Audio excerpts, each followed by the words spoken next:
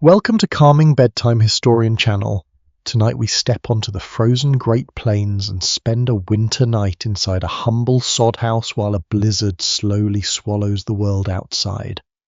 Have you ever wondered what it felt like to fall asleep inside walls made of earth while snow piled against your door? Or how settlers managed to rest when the wind howled across hundreds of miles of open prairie without a single mountain to stop it? Picture yourself standing beneath a grey sky as evening approaches.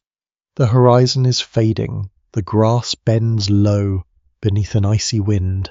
Somewhere in the distance, the first curtains of blowing snow begin moving toward you like a pale wall crossing the land. This is not a comfortable vacation, it is home. Tonight, you will experience the sights, sounds, smells, and small routines that helped prairie families survive one of nature's most powerful storms. So, before you settle into the story, take a second to like the video and hit subscribe. And tell me in the comments where you are listening from and what your local time is right now. Now, dim the lights and imagine yourself standing on the American Great Plains during the late 19th century as winter tightens its grip across the open land. The afternoon is already growing dark despite the early hour.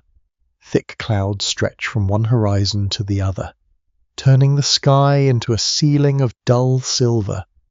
The wind carries the sharp scent of snow.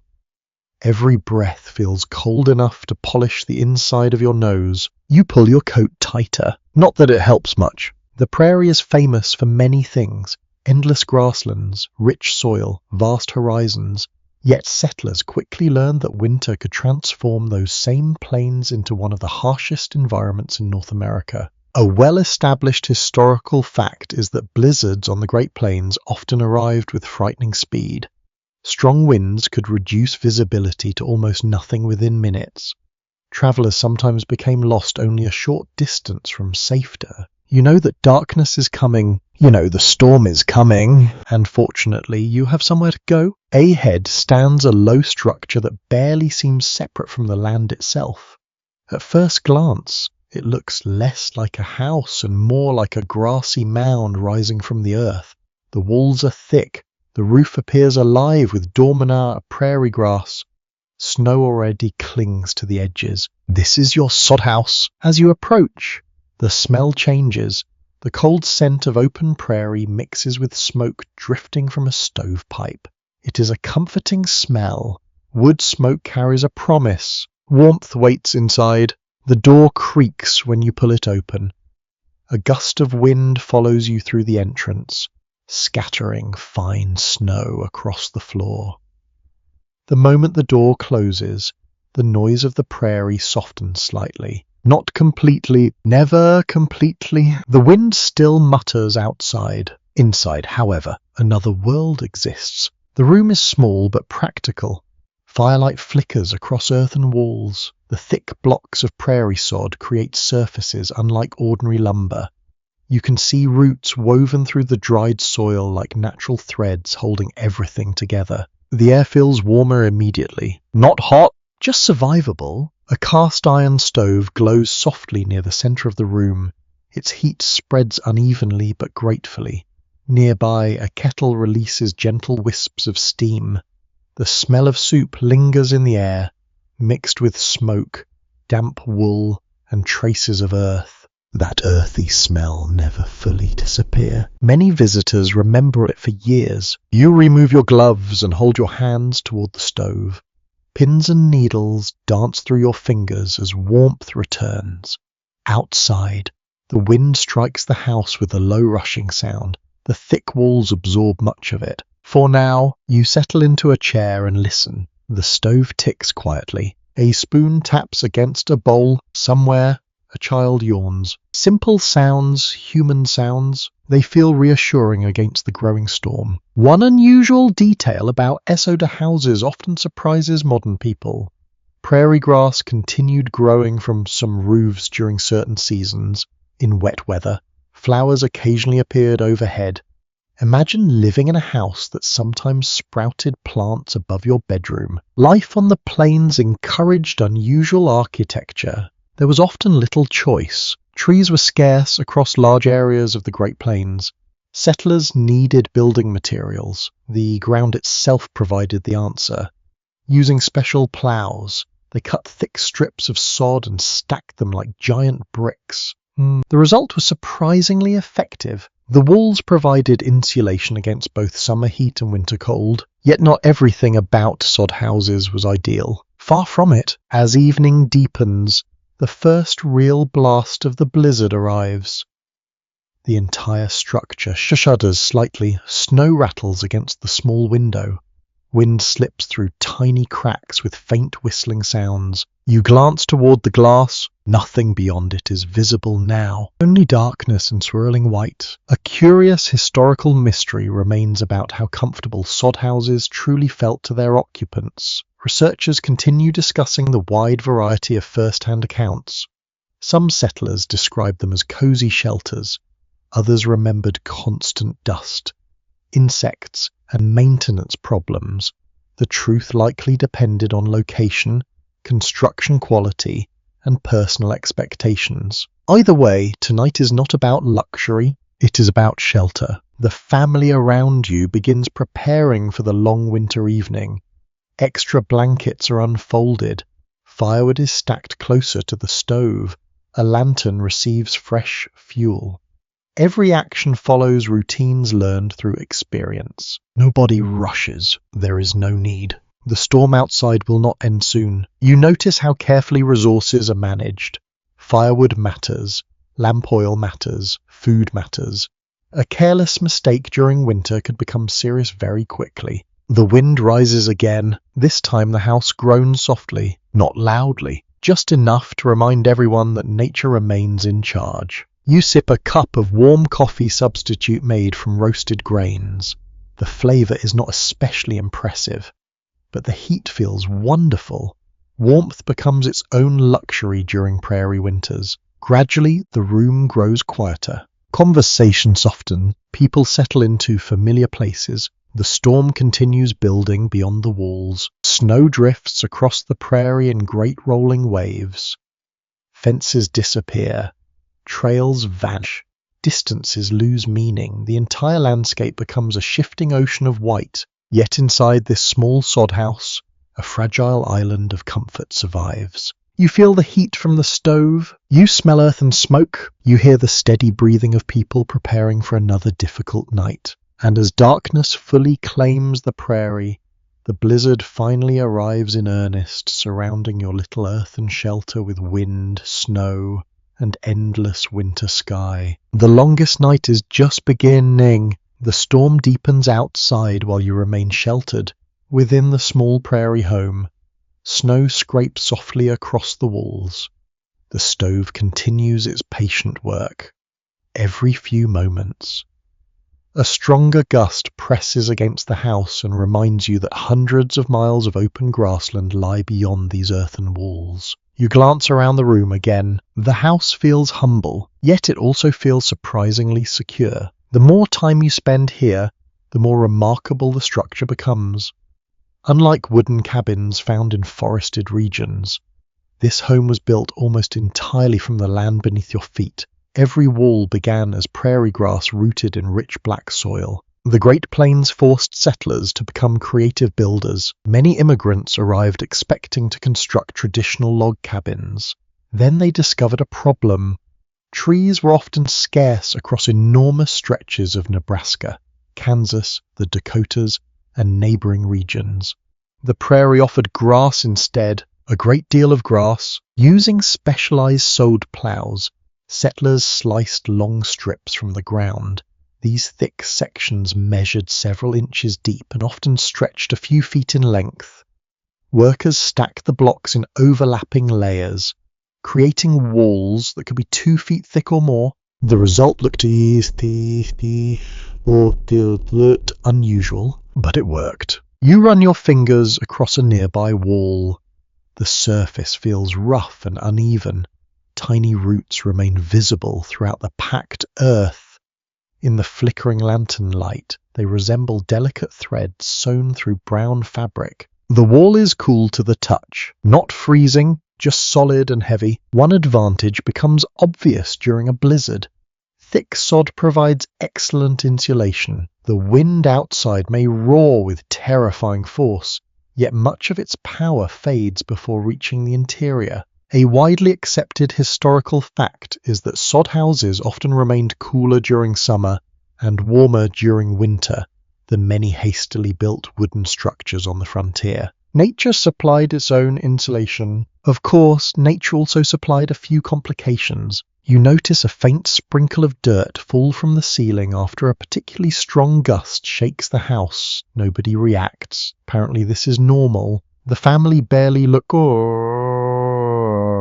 up. A little dust is simply part of life. In fact, some settlers joked that their houses gradually settled onto their furniture, meals, and clothing.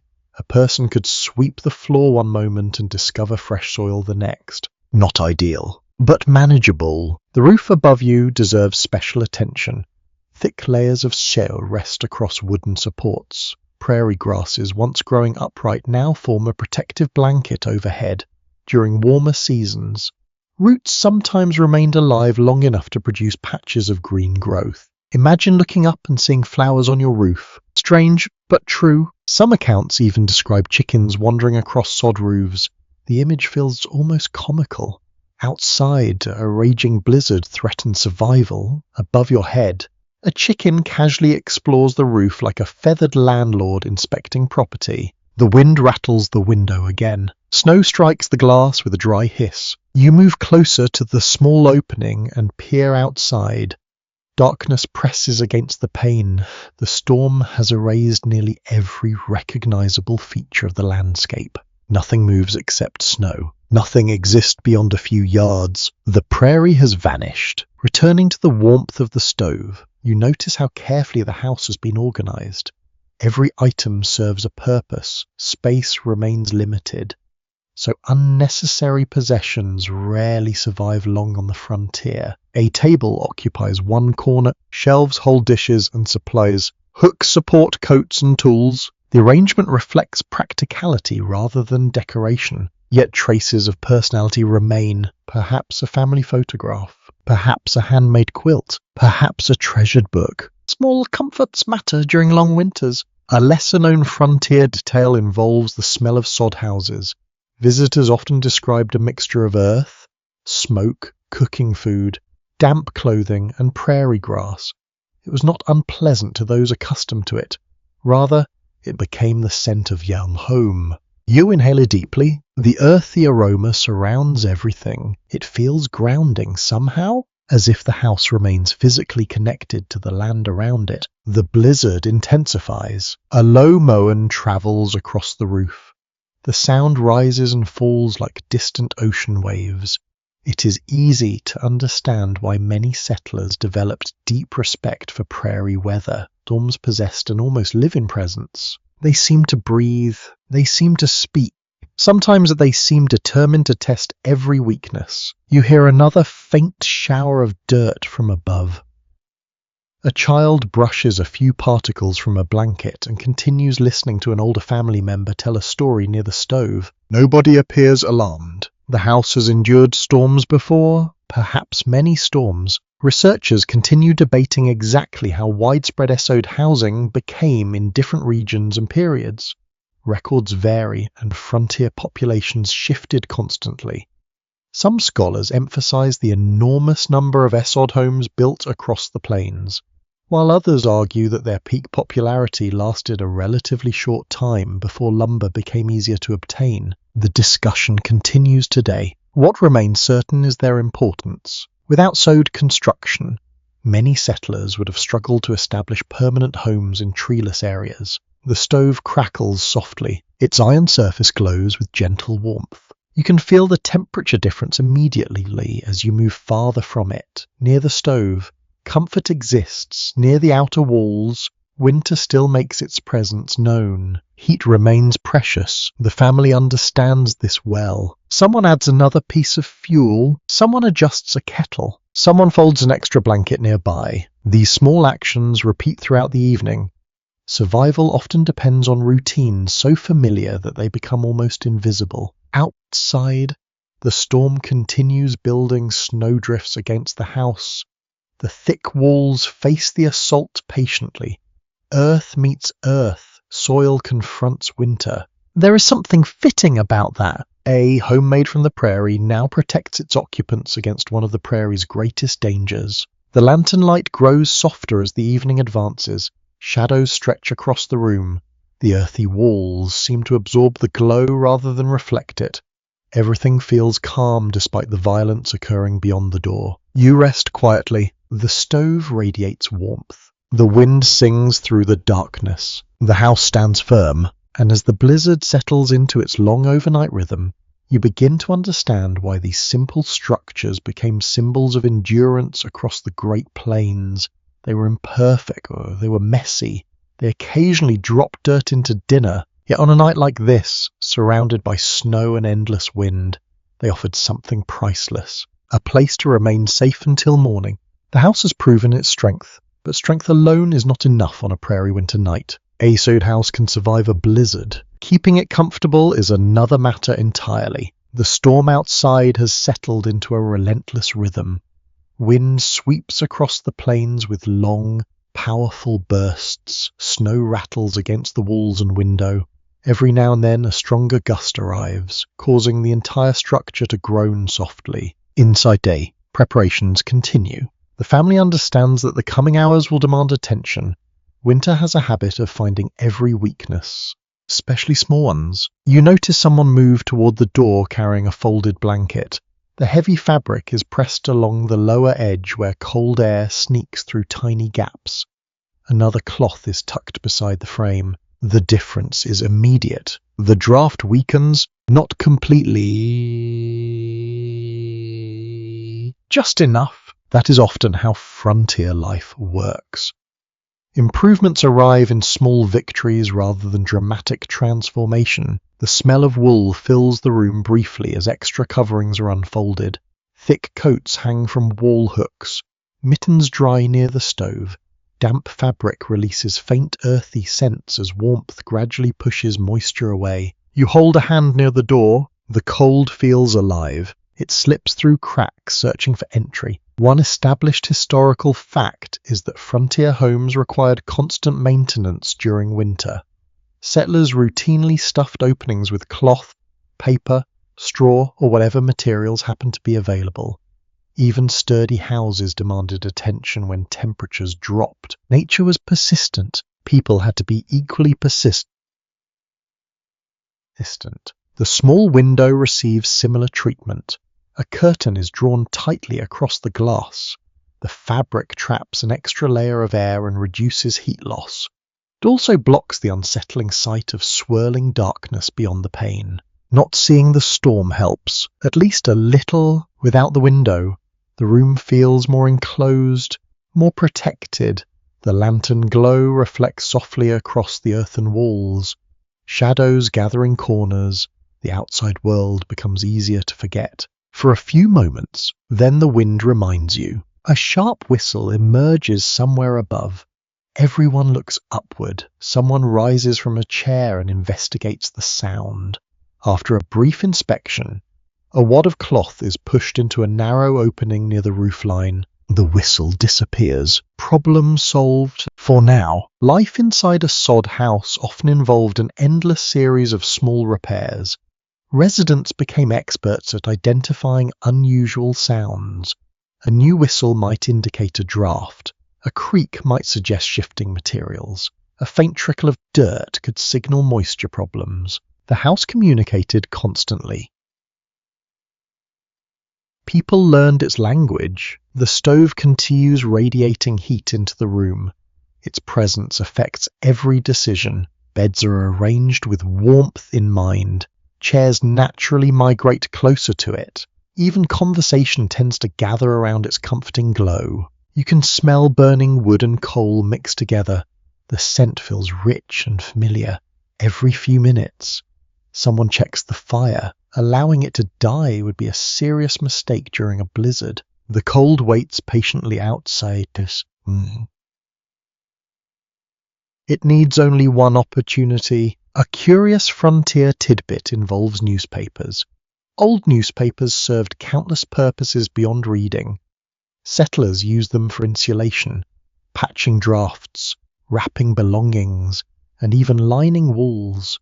A newspaper might begin the day delivering information and end the evening helping block winter air. Nothing went to waste. The storm grows louder. You hear snow striking the walls in uneven waves. Sometimes the sound resembles handfuls of sand tossed against a surface. Other times it becomes a steady rushing noise, almost like distant water flowing through a canyon. The prairie possesses an endless talent for producing strange sounds. A child pauses to listen. So much, though, the child whispers. Nobody disagrees. The adults know the drifts are growing larger with every passing hour. Soon they may reach the windows, perhaps even higher. That possibility creates its own concerns. Snow piled against a house can provide additional insulation, but excessive drifting may block exits.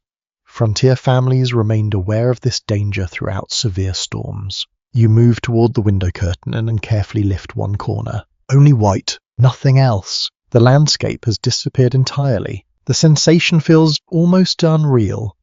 Earlier in the day, miles of open prairie stretched beyond the house.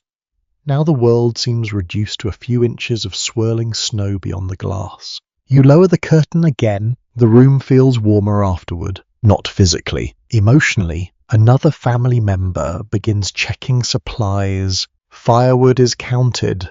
Water containers are inspected. Extra blankets are arranged nearby. These tasks happen calmly and without discussion. Routine creates confidence. Confidence helps people rest. Historians continue discussing how isolated many prairie settlers truly felt during severe winter storms. Some accounts describe deep loneliness and anxiety. Others emphasize strong community networks and frequent cooperation among neighboring families.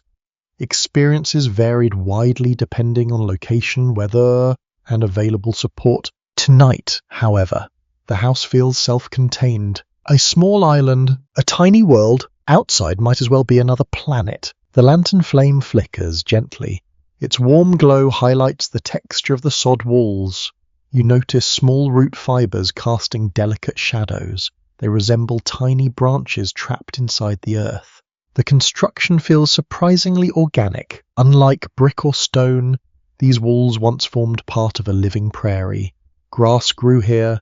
Insects crawled here. Rain soaked this soil for centuries before human hands transformed it into shelter. Now those same materials defend you against the storm. There is something comforting in that thought. The wind shifts direction. A fresh barrage of snow strikes the opposite wall. The sound travels through the structure in a low rumble. For a moment, everyone pauses. Then the noise passes. The house remains steady. A kettle begins to simmer softly on the stove. Steam drifts upward, carrying the scent of heated water and faint traces of tea.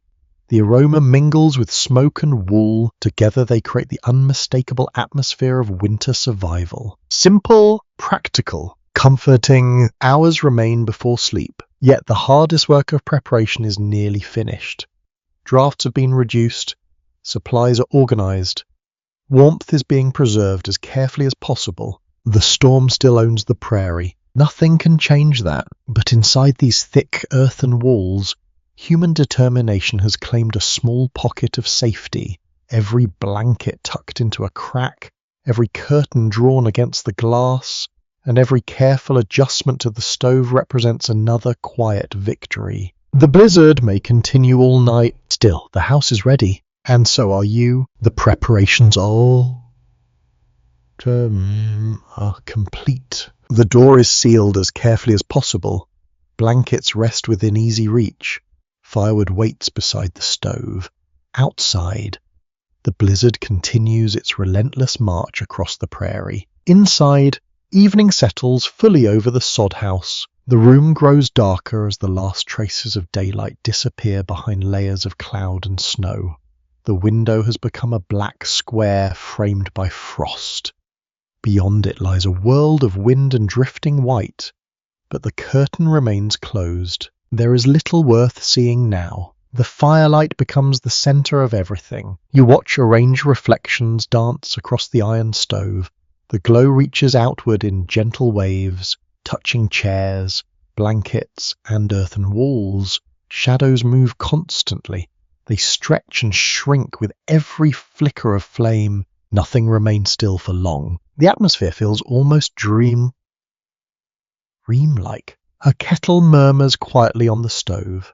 Someone stirs the remaining embers with a poker. The metal produces a soft scraping sound, followed by a shower of sparks hidden behind the stove door. Warmth spreads through the room, not evenly. Near the stove, your hands feel pleasantly comfortable. A few steps away, cooler air reminds you that winter still presses against the walls. This uneven warmth was common in many frontier homes. Surviving accounts frequently mention dramatic differences in temperature between areas close to a stove and corners farther away. Families naturally gathered wherever heat was strongest. You pull a chair slightly closer. Nobody objects. Everyone has the same idea. The smell of burning fuel hangs pleasantly in the air. It mingles with traces of supper, damp wool, and the earthy scent of soot. Together they create a fragrance that belongs entirely to prairie life. You could identify it with your eyes closed. The wind suddenly rises. A deep rushing sound sweeps across the roof. Snow strikes one side of the house in a rapid burst. The walls absorb most of the impact, but the noise still reaches you. For a few moments, nobody speaks. Everyone listens. Then the gust passes. Conversation resumes. The storm has become another presence in the room, not visible, yet impossible to ignore. It speaks through the walls, announces itself through the roof, and occasionally rattles the window to remind everyone of its existence. A child glances toward the ceiling. Sounds angry tonight. Perhaps it does. The adults exchange faint smiles. Many prairie families developed surprisingly personal ways of describing weather. Storms became visitors, enemies, neighbors, or troublesome guests. After enough winters, it probably felt natural to treat the weather as a personality rather than a condition. A curious detail appears in several frontier recollections. Some settlers claimed they could identify approaching weather changes by listening to how wind interacted with their homes. Different sounds often suggested shifting conditions outside. Whether this skill was entirely accurate remains difficult to verify. Still, years of experience likely sharpened observation. The lantern beside you emits a faint hiss. Its flame glows warmly through the glass chimney. Light reflects from metal cookware hanging on nearby hooks. The room feels smaller now, not cramped, cozy. Outside, the prairie stretches endlessly beneath darkness. Inside, everything important fits within a few steps. The contrast feels comforting. Someone begins mending a piece of clothing. Needle and thread move steadily through worn fabric. The task requires concentration but little conversation. It serves as another reminder that frontier evenings often balanced rest with productivity. Work rarely disappeared completely, even during storms. You hear another sound from above. A faint scratching. It lasts only a few seconds. Then silence. You glance upward instinctively. Nobody seems concerned. Perhaps it is simply wind disturbing grass roots embedded in the roof. Perhaps a small animal has found temporary shelter overhead. Either explanation would have been entirely plausible. Life inside sod houses sometimes involved unexpected neighbors. Researchers remain divided on exactly how common roof-dwelling creatures were. Some recollections describe frequent encounters with insects, mice, and birds. Other accounts mention them only occasionally. Construction quality probably influenced these experiences considerably. The scratching fades away. The stove crackles softly. Peace returns. The hours advance slowly. This is not the rushed evening of modern life. There are no glowing screens, no engines passing outside, no distant city sounds filtering through walls. Instead, time unfolds at the pace of firelight and weather. You become aware of small details. The texture of a blanket, the warmth against your face, the coolness near your feet, the smell of smoke lingering in the room, the steady breathing of people nearby. Each sensation feels sharper somehow. Perhaps winter encourages attention. Perhaps darkness does. The storm unleashes another powerful gust. This one strikes hard enough to shake loose a few grains of dirt from the ceiling. Tiny particles drift downward and disappear into the shadows. Nobody reacts. Again, such moments belong to ordinary life here. One often overlooked aspect of Esod houses was their remarkable quiet compared to some wooden structures. Thick earthen walls absorbed many sounds effectively. Although storms remained audible, everyday noises often felt muted and soft. You notice this now. Voices rarely echo. Footsteps sound gentle. Even the wind seems partially muffled. The house possesses its own acoustic character. Comfort settles gradually over the room. A sense of security develops despite the raging conditions beyond the walls. Human beings adapt remarkably well when surrounded by familiar routines. The stove glows, the lantern shines, the family remains together. For tonight, those facts are enough, yet uncertainty always accompanies severe weather. The drifting snow continues accumulating outside. The wind shows no sign of weakening.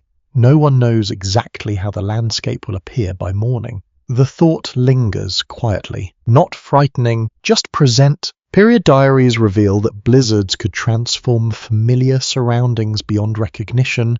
Overnight, fences disappeared beneath drifts. Paths vanished completely. Buildings emerged from storms looking as though they had been transported into new locations. Tomorrow will bring its own challenges. Tonight belongs to endurance. The room grows quieter as the evening deepens. Voices soften, movements slow. The firelight continues dancing across earthen walls that once formed part of the living prairie. Outside, winter commands the plains. Inside, shadows sway gently beside the stove, and surrounded by warmth, earth, and flickering light, you settle more deeply into the long prairie night while the blizzard sings beyond the walls. The firelight continues its slow dance across the walls while the evening moves toward night. Outside, the blizzard remains relentless.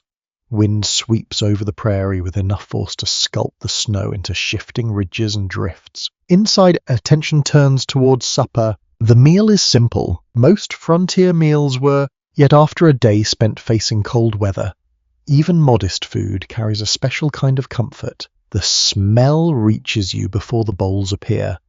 Warm broth mingles with the scent of onions, preserved meat, and freshly baked bread. The aroma fills the room. For a few moments, it even overpowers the smell of smoke and earth. You move closer to the table. Everyone does. A frontier supper often reflected practicality more than variety. Ingredients needed to store well through long winters and uncertain supply schedules. Flour, beans, salt pork, dried fruit, potatoes, and preserved vegetables frequently appeared in Prairie Kitchen. Surviving household records show that resourcefulness mattered as much as cooking skill. Families learned to create filling meals from whatever happened to be available. Waste was a luxury nobody could afford. Bowls are distributed carefully. Spoons clink softly against pottery. Steam rises into the warm lantern glow. You take the first sip. The broth is rich and satisfying. Heat spreads through your chest immediately. Outside, temperatures continue falling. But inside, the simple act of eating creates another layer of protection against the cold. Food becomes fuel. Food becomes comfort. Food becomes reassurance. Conversation grows slightly livelier around the table. The storm remains present in everyone's thoughts, yet the meal provides a temporary distraction. Someone shares a memory from a previous winter. Another recalls a journey across the plains before settling here. A child asks whether the snow will ever stop. Nobody gives a definite answer. The prairie rarely offers guarantees. One lesser-known aspect of frontier dining involved homemade substitutes. Coffee was sometimes replaced with roasted grains when supplies ran low. Sweeteners could be scarce. Familiar ingredients from eastern cities were not always available. Adaptation became second nature. The family around you seems accustomed to it. You notice how carefully portions are managed. Nobody takes more than necessary. Every loaf of bread, every sack of flour, and every piece of preserved meat represents labor, planning, and expense. Nothing's taken for granted. The storm suddenly rattles the window. Everyone pauses briefly, then conversation resumes. The interruption feels almost routine now. As supper continues, the room grows warmer from both the stove and the presence of gathered people. Coats hang nearby, drying slowly. Wet boots rest close enough to the fire to benefit from heat without risking damage. The smell of leather joins the mixture of scents already filling the room. Smoke, bread, earth, wool, leather. Together they create the fragrance of a prairie winter evening. A particularly interesting detail emerges in some frontier diaries. Several settlers described certain meals becoming deeply tied to emotional memory. Years later, they could recall specific storms simply by remembering the food eaten that night. The connection makes sense. Smell and memory are powerful companions. You imagine how this evening might remain vivid for decades. The sound of wind beyond the walls, the glow of lantern light, the taste of warm soup while snow buries the prairie outside. Some memories arrive quietly. This feels like one of them. The meal gradually comes to an end. Bowls are emptied. Crumbs are gathered carefully. Nothing useful remains on the table for long. Cleanup begins immediately. Everyone contributes. The process is efficient because it has been repeated countless times. Dishes are washed with limited water. Utensils are dried and stored.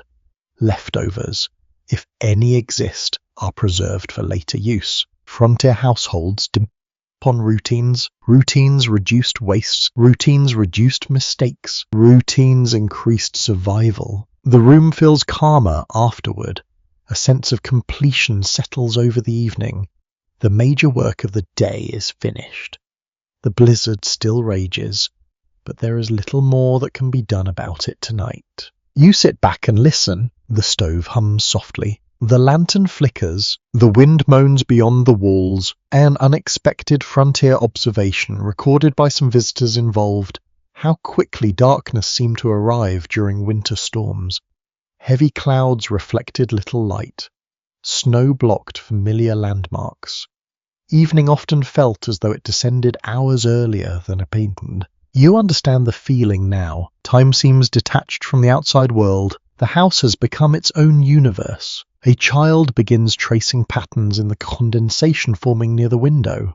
Another family member folds blankets for later use.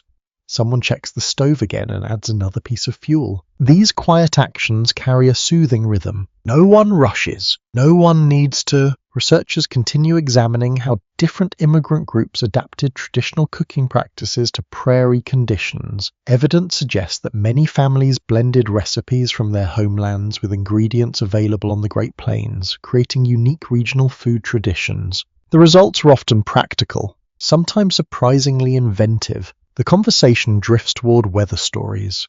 Every frontier community seemed to collect them.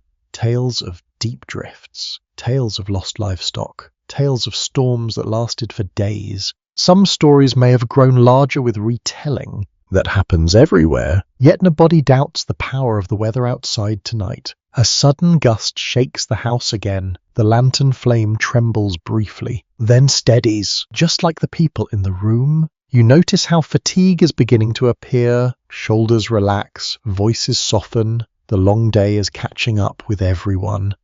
Winter work requires energy, and the warm room encourages drowsiness. Sleep feels increasingly appealing. Still, bedtime has not quite arrived. Not yet. The stove remains the center of attention. Its steady heat promises comfort through the night, provided someone continues monitoring it. The responsibility is understood without needing discussion. The fire must live. The house depends upon it. Outside, snow continues piling against the walls. The prairie disappears deeper beneath winter's blanket. Fences, paths, and familiar landmarks vanish under drifting white. Inside, however, there is warmth. There is food. There is companionship. The contrast could hardly be greater. You settle back into your chair and listen to the quiet sounds of the room. Dishes have been put away. Supper is finished. The evening stretches comfortably ahead. Beyond the walls, the blizzard owns the darkness. Within them, another peaceful hour begins. The dishes have been cleared away. The stove glows steadily. Outside, the blizzard continues sweeping across the plains with no sign of surrender. Inside the sod house, your attention drifts upward, toward the roof. Most people think about walls when they imagine a house. The roof often receives less consideration. Yet on a night like this, with snow piling across the prairie and wind testing every corner of the structure, the roof becomes one of the most important parts of your shelter. You lean back slightly and study it. First glance, it appears unremarkable. A dark ceiling, wooden supports, occasional shadows cast by lantern light. But above those beams lies something extraordinary. An entire layer of prairie. The roof overhead is not merely a covering. It is living earth transformed into architecture. Thick slabs of sod rest atop wooden poles and branches. Grass roots intertwine through packed soil, helping hold everything together. The result is surprisingly effective. Records from the period indicate that sod roofs provided valuable insulation against both winter cold and summer heat. Their thickness helped stabilize indoor temperatures in ways many lighter structures could not match. The prairie itself becomes protection. That idea still feels remarkable. The wind presses against the roof again. You hear a deep rushing sound followed by a gentle shower of dust drifting from somewhere above. Tiny particles float through the lantern light like brown snowflakes before settling harmlessly onto the floor. Nobody seems This is familiar territory. Living beneath a roof made of earth requires a certain acceptance of dirt. The smell above you differs slightly from the scent of the walls. It carries hints of dried grass and old soil. Occasionally, when moisture is present, a faint aroma reminiscent of fresh earth emerges. Even during winter, traces of the prairie remain. The house never completely forgets where it came from. A child points towards the ceiling after noticing another small sprinkle of dust. Roof shedding again? The remark earns a few smiles. Humor proves useful on the frontier, especially during storms. One fascinating detail mentioned in numerous recollections involves vegetation growing directly on sod roofs. During warmer months, grasses often returned, wildflowers sometimes appeared. Certain roofs looked almost indistinguishable from the surrounding prairie. From a distance, some homes seemed partially hidden within the landscape itself. Nature and shelter blended together. You imagine standing outside in spring. Green shoots cover the roof, small flowers sway gently in the breeze. Birds perch overhead while daily life continues below. It feels strangely peaceful. Of course, every advantage came with complications. Heavy rain occasionally caused leaks. Excess moisture could weaken sections of the structure. Maintaining a sod roof demanded regular attention and occasional repairs. Nothing on the frontier remained maintenance-free. The storm roars louder for a few moments. Snow sweeps across the roof in waves. The sound resembles distant surf breaking against a shoreline. It rises, it fades, then rises again. You listen carefully. There is something hypnotic about it. The repetition encourages relaxation. The steady rhythm blends with the crackling stove and the quiet sounds of people moving around the room. A lesser-known reality of prairie homes involved unexpected roof visitors. Birds sometimes nested within sheltered areas. Mice occasionally explored the spaces between structural layers. Insects found opportunities wherever nature and human habitation overlapped. The roof could become a small ecosystem, not necessarily a welcome one, yet a common one. A faint scratching noise suddenly emerges overhead. There it is again. Brief, soft, then gone. You glance upward instinctively. Perhaps a mouse, perhaps shifting roots, perhaps nothing at all. The uncertainty feels entirely appropriate. The prairie always leaves room for mystery. Nearby, someone adjusts a lantern wick. The flame brightens slightly, sending fresh shadows across the ceiling. The wooden supports become more visible now. Thick beams stretch across the room, carrying the tremendous weight above. Those supports matter enormously. Without them, the roof would simply return to being part of the ground. Period photographs and surviving structures reveal considerable variation in sod house construction. Some roofs were carefully engineered and remarkably durable. Others reflected limited resources and urgent necessity. Conditions differed from settlement to settlement. Not every sod house looked alike, yet all shared the same basic challenge. Turning earth into shelter, researchers continue discussing how long many sod roofs remained fully functional before requiring major repairs. The answer appears to vary considerably depending on climate, materials, and maintenance practices. Some endured for years with relatively modest work, others demanded frequent attention. Frontier life rarely offered universal solutions. You hear laughter from one corner of the room. Someone has recalled an old story involving a roof and an unfortunate visitor. Apparently a bird once found its way inside at an inconvenient moment. The details produce amusement. Frontier families treasured stories like these. Small adventures help brighten long winters. The wind eases briefly. For the first time in hours, pocket of relative quiet settles over the house.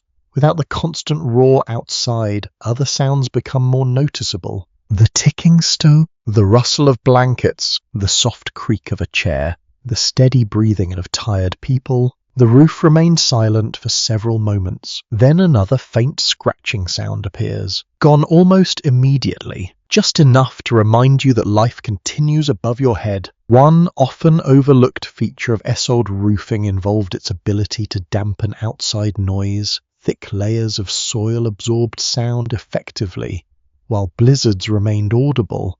Many everyday noises from the prairie became softened or muted. The effect contributes to the house's unique atmosphere. The world outside feels distant, filtered, almost dreamlike.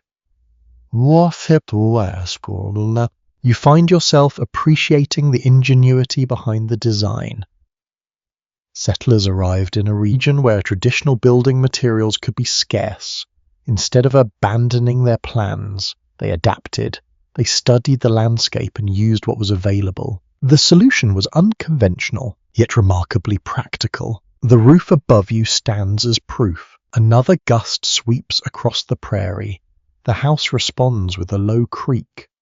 Snow continues accumulating outside. Darkness remains complete beyond the curtained window. Inside, however, warmth endures. The lantern glows. The stove radiates heat. The roof holds firm. Above you rests a layer of prairie grass, roots, and soil transformed into protection against one of winter's fiercest nights. It may not look impressive by modern standards. It may occasionally release dirt or harbour unexpected guests. But at this moment, while the blizzard howls across the Great Plains, there is nowhere else you would rather be. The living roof keeps watch overhead, and the long winter night continues. The evening has grown quieter. Supper is finished. Stories have faded into comfortable silence. The blizzard still roars beyond the walls. But inside the sod house another important ritual begins. Preparing for sleep. You might imagine bedtime arriving quickly on the frontier. After all, the day has been long, the weather exhausting, and darkness complete. Yet settling down for the night requires its own careful routine. Especially during winter, especially during a blizzard. The family begins gathering blankets from shelves and storage chests. Heavy quilts appear first. Then come wool coverings worn soft through years of use. Finally, thick buffalo robes are unfolded and shaken gently before being spread across sleeping areas. The room immediately feels different, less like a living space, more like a nest. You reach out and touch one of the robes. The fur feels dense and surprisingly warm. Even before lying beneath it, you can sense its insulating power. Many settlers considered buffalo robes among the most valuable items available on the plains. Family letters from the region note how highly prized they were for winter travel, bedding, and protection against severe cold. Tonight, their usefulness is obvious. Outside, The storm grows louder again. Wind presses against the walls in long bursts. Snow scrapes across the roof, yet the preparations continue calmly. Nobody rushes. Experience teaches pains. Sleeping arrangements inside sod houses varied considerably. Some families owned simple bed frames. Others relied on mattresses placed directly on the floor. Space was often limited, requiring creative organization. Every household developed its own system. You help spread a mattress filled with straw and other available materials. It is not luxurious by modern standards. The surface feels uneven in the places. Small lumps announce their presence immediately. Still, compared to sleeping outdoors during a prairie winter, it might as well be a palace. Comfort is relative. The lantern casts a warm glow across the bedding. Shadows drift over folded quilts. The atmosphere becomes softer, quieter, more intimate. The day is ending. A detail modern readers rarely expect is how much effort often went into keeping bedding dry. Moisture represented a constant enemy during winter. Wet blankets lost insulating value and became difficult to dry in stormy conditions. Everyone pays attention to this. Carelessness invites discomfort. Discomfort invites misery. You notice blankets positioned near the stove earlier in the evening are now pleasantly warm, not hot, just warm enough to feel wonderful when wrapped around cold shoulders. The sensation is immediate. Comfort spreads through your body. A child happily claims one of the warmed blankets before anyone else can reach it. The move produces gentle laughter around the room. Small victories matter, especially at bedtime. The stove continues radiating heat, yet nobody assumes it will remain equally warm throughout the night. Temperatures inside the house will change as the fire burns lower between refuelings. For this reason, layers matter. One blanket traps heat. Several blankets preserve it. The strategy remains familiar even today. Outside, another gust rattles the window. A barely notice now. Hours spent listening to the storm have transformed it into background sound. The noise no longer feels threatening. It feels expected, almost comforting in a strange way. As long as it remains outside, some recollections from prairie settlers mention particularly cold nights when frost formed on interior surfaces despite the presence of a stove. Extreme weather could challenge even the best prepared household. Fortunately, tonight's preparations appear thorough. The room retains warmth remarkably well. You kneel beside the bedding and catch the scent of wool, fur, and clean fabric. Beneath those smells lingers the ever-present aroma of earth from the sod walls. The combination feels distinctly frontier. No modern fragrance would ever reproduce it accurately. Nearby, someone folds clothing neatly for the morning. Boots are positioned close enough to benefit from residual heat, but not close enough to risk damage. Such habits become second nature. Every action serves a purpose. One unexpected benefit of shared sleeping spaces involved warmth itself. Multiple people resting within the same room naturally contributed body heat. During severe weather, this could make a meaningful difference. The house functions almost like a living organism. The stove provides heat, the walls preserve it, the people contribute to it. Everything works together. The storm surges once more. For a brief moment, wind whistles across the roof with remarkable force. Snow taps rapidly against the walls. Then the noise gradually settles back into its familiar rhythm. You pull a blanket closer. Instinctively, the sound alone makes you appreciate the shelter around you. Historical evidence becomes less clear when researchers attempt to measure exactly how warm sod houses remain during extreme blizzards. Personal accounts vary considerably. Some describe relative comfort. Others emphasize persistent cold and occasional hardship. Both experiences were likely true. Construction quality, fuel supplies, weather severity, and family resources all influenced outcomes. Life on the plains rarely produced identical strees. The lantern light dims slightly as the wick is adjusted. The room grows softer. Shadows deepen around the edges. Sleep approaches. Not suddenly, gradually. You settle onto the mattress at last. The straw shifts beneath your weight with a faint rustling sound, and the surface is imperfect, yet surprisingly comfortable after a long day. The quilt settles across your chest. The buffalo robe follows. Warmth gathers immediately. You understand why these layers mattered so much. The roof creaks softly overhead. The stove ticks as metal expands and contracts. The wind continues its endless conversation with the prairie. An amusing observation preserved in a few frontier memories involved children competing for the warmest sleeping spots. Certain locations near the stove acquired almost legendary status within some households. Human nature remains wonderfully consistent. Every generation wants the best place to sleep. The room grows quieter still. Voices fade. Movement slows. The blizzard remains active outside, but its power feels distant now. Thick walls, careful preparation, and heavy bedding have created a cocoon of relative comfort within the storm. You sink deeper beneath the blankets. The smell of wool surrounds you. The warmth feels steady. The mattress rustles softly whenever you shift position. And while snow continues drifting across the vast dark prairie, you prepare to spend the night exactly as countless settlers once did, wrapped in layers of warmth beneath a roof made from the grasslands themselves. You settle deeper into the bedding, expecting the room to become quieter as everyone prepares for sleep. Instead, you begin noticing sounds, many sounds, not loud sounds, not alarming sounds, simply the countless little noises that emerge once conversation ends and darkness takes control of the evening. The prairie never becomes completely silent. Neither does a sod house. The lantern has been turned down low now. Its faint glow barely reaches the corners of the room. Shadows gather along the walls. The stove remains warm, though its crackling has softened into occasional pops and metallic ticks. The room breathes. The house breathes. The storm certainly breathes. You lie still and listen. Wind presses against the structure with a long, sighing sound. Moments later it changes direction, producing a completely different tone.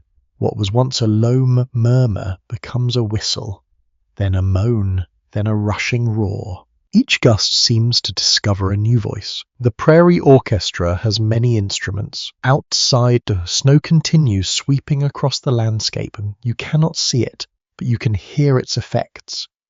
Fine grains of ice scrape against the walls. Larger drifts tumble across the roof. Every surface participates in the performance. The sounds blend together, sometimes gently, sometimes dramatically. Diaries from Great Plains homesteaders frequently mention the extraordinary noise created by winter storms. People who grew up in wooded regions often found prairie winds especially unsettling because there were so few natural barriers to interrupt their movement. The wind travelled freely, and it announced its presence constantly. A faint creak emerges from somewhere overhead. You freeze for a moment, then another creak follows. Not dangerous, just the normal movement of a structure responding to changing temperatures and pressure. Wood expands, wood contracts. The house settles. These noises become familiar companions. Nearby, someone turns beneath a blanket. The mattress rustles softly. A child murmurs something unintelligible while half asleep. Then quiet returns once more. You close your eyes. The sounds become clearer. Without sight, your attention sharpens. You begin distinguishing individual layers within the storm. Wind against the roof, wind around the corners, snow against the walls, snow against the window, the stove ticking quietly, the occasional shift of bedding, the steady breathing of people nearby. Together they create a strange kind of music, not beautiful exactly, yet comforting. One particularly curious observation appears in several frontier recollections. Some settlers claimed they could recognize neighbors' houses during storms simply by listening to the unique sounds produced by each structure. Different layouts, roof designs, and building materials created distinctive acoustic personalities. Every house had its own voice. This sod house certainly does. A brief scratching sound appears overhead. You hear it clearly this time. Scratch, pause, scratch, then silence. Perhaps a mouse exploring a hidden space, and perhaps roots shifting beneath wind pressure. Perhaps some entirely ordinary explanation lost within darkness. The uncertainty remains, and somehow that feels appropriate. Not every sound demands investigation. A stronger gust arrives. The walls seem to hum briefly as air rushes across their exterior surfaces. The effect lasts only seconds, yet it creates the impression that the entire house is participating in the storm. You pull the blankets slightly higher. The warmth feels reassuring. The noises feel less threatening when you are comfortable. Researchers examining frontier memoir have noted considerable variation in how people described prairie storms. Some accounts emphasize fear and isolation. Others describe fascination, admiration, or even enjoyment. Personal temperament appears to have influenced these interpretations greatly. Tonight, lying safely within thick walls, you find yourself leaning toward fascination. The storm sounds enormous, yet distant. Powerful, yet contained. A detail rarely discussed in modern portrayals involves livestock noises during winter nights. Animals housed nearby often contributed their own sounds to the darkness. Horses shifted in stalls. Cattle moved against shelter walls. Chickens occasionally protested disturbances. Tonight, you hear something faint, a muffled thump from outside. Then another, likely livestock adjusting position within whatever protection has been arranged for them. The sound disappears quickly. The storm reclaims attention. You notice that some gusts arrive gradually, while others strike with surprising force. The unpredictability keeps you listening. Just when the wind seems ready to settle, another surge sweeps across the prairie. The roof responds with a low groan, then stillness, then another whistle. The variety remarkable. You begin imagining how these sounds must have affected children living here. Every creak could become a mystery. Every scratching noise could inspire speculation. Every unusual gust might suggest some unseen visitor wandering through the darkness. Imagination thrives at night, especially during storms. The lantern flame flickers slightly. A faint hiss emerges from the glass chimney. It joins the growing collection of subtle noises surrounding you. Nothing dramatic occurs, and yet the room feels alive. Period letters occasionally describe blizzard nights as experiences that seemed much longer than ordinary evenings. Without visible landmarks or outdoor activity, attention naturally shifted inward towards sounds, thoughts, and observations that might otherwise go unnoticed. You understand the sensation completely. Time feels slower here, measured not by clocks but by sounds. A creak, a gust, a crackle, a breath. The house settles again. Dust shifts somewhere above. Tiny particles drift downward unseen. You hear rather than see the movement. Soft, almost imperceptible. One unexpected aspect of prairie life involved learning, which noises deserved concern and which could safely be ignored. Experience became a powerful teacher. New settlers sometimes worried about harmless sounds that long-time residents barely noticed. Knowledge brought calm. Familiarity brought sleep. The storm can moose speaking outside. It has been talking for hours now, yet its language remains difficult to translate. Some gusts sound angry, others sound mournful, still others resemble distant laughter carried across empty grasslands. Perhaps the interpretation depends on mood. Perhaps it always has. You remain beneath the blankets listening carefully. The warmth around you contrasts beautifully with the cold world beyond the walls. Every sound reminds you of that difference. Inside, outside, shelter, storm. The distinction could not be clearer. Gradually, the noises become less individual and more collective. Wind, snow, stove, roof, and breathing merge into a single background rhythm. Your mind stops analyzing them one by one. Instead, you simply listen. The prairie sings beyond the walls. The house answers softly, and surrounded by familiar nighttime sounds. You drift deeper into the long winter darkness while the blizzard continues its endless conversation with the Great Plains. The storm continues through the night. The wind still sings across the prairie, Snow still gathers against the walls, the stove still radiates steady warmth into the room. Yet while you lie beneath blankets listening to the sounds of the house, your attention shifts toward another part of Sod House life. The children. Adults often appear in historical accounts because they kept diaries, wrote letters, and handled the endless responsibilities of survival. Children experienced the same blizzards, the same isolation, and the same earthen homes, but they often viewed them through a completely different lens. To a child, a blizzard was not always a danger. Sometimes it was an adventure. Sometimes it was a mystery. Sometimes it was simply an inconvenience interrupting more important activities. You hear a quiet whisper from across the room. Two children are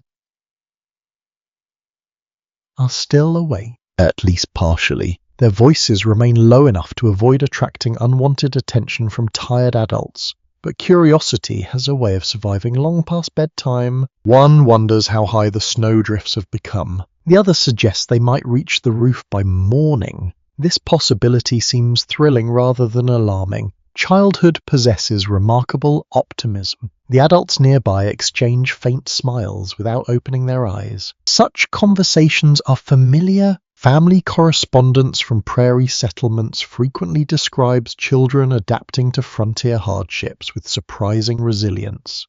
Many accepted conditions that modern observers might find difficult to imagine. The unusual quickly became normal. The normal became ordinary. Life will continue. The wind strikes the house again. A low groan passes through the roof supports. One child pauses, listening carefully. What was that? A second child immediately offers an explanation involving a giant wandering across the prairie. The story expands rapidly. Within moments, the giant has acquired enormous boots, a beard full of icicles, and a personal dislike of fences. The details become increasingly impressive. Historical accuracy suffers greatly. Entertainment value improves considerably. You smile beneath the blankets. The imagination of frontier children had plenty of material to work with. Vast landscapes, powerful storms, unfamiliar wildlife, and long winter evenings provided ideal conditions for storytelling. Imagination happily added more. Necessity encouraged creativity. There were few alternatives, no batteries, no television, no electronic distractions. Instead, there was conversation. There was story. There was imagination. Immediately, one child decides it must be the giant from the story exploring the roof. The theory gains temporary popularity. Then an adult quietly suggests that giants rarely weigh less than mice. Laughter follows. The mystery remains unsolved. You notice how the room feels different when children remain awake. Even during a blizzard, their presence adds energy to the atmosphere. Questions appear, speculation flourishes, ordinary events become opportunity for wonder. A creaking beam becomes a giant, a drifting shadow becomes an explorer, a scratching mouse becomes a legend. The transformation happens effortlessly. Not every childhood memory of Sod House life was cheerful. Of course, evidence gathered from letters and memoirs indicates that isolation, severe weather, and limited resources could sometimes feel difficult or frustrating. Children missed friends. They missed activities. They grew bored. Yet many accounts also describe strong family bonds formed through shared experiences like this one. Storms brought people together, quite literally. You hear someone shifting beneath blankets. The mattress rustles softly. One child finally settles down, though occasional whispers continue. Sleep remains a distant goal. Outside, the blizzard continues reshaping the prairie. Fences disappear beneath drifts. Trails vanish. Familiar landmarks become hidden beneath blowing snow. Inside, however, another world exists. A world measured in stories. One unusual aspect of prairie childhood involved the close relationship many children developed with weather itself. Storms, droughts, heat waves, and harsh winters directly affected daily life. Young people often learn to observe environmental changes with remarkable attention. They had practical reasons. Weather mattered a great deal. You imagine a child pressing against the window earlier in the evening, watching snow erase the horizon. Such sights leave lasting impressions. They become stories told decades later to grandchildren who may never experience anything similar. The room grows quieter again. Perhaps bedtime is finally winning. Perhaps not. A small voice suddenly asks how people know when a blizzard ends. The question hangs in the air for a moment. An adult answers softly. You hear less wind? Simple, yet true. Children often prefer practical explanations. Researchers examining childhood experiences on the frontier frequently encounter a challenge.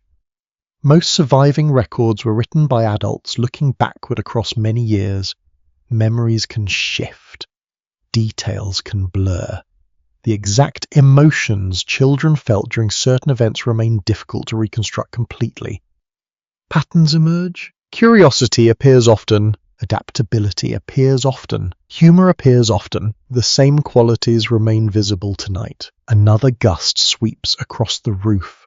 Snow rattles against the walls. The sound would seem intimidating if encountered alone on the prairie. Inside the sod house, it becomes part of the evening. The giant story quietly evolves once more.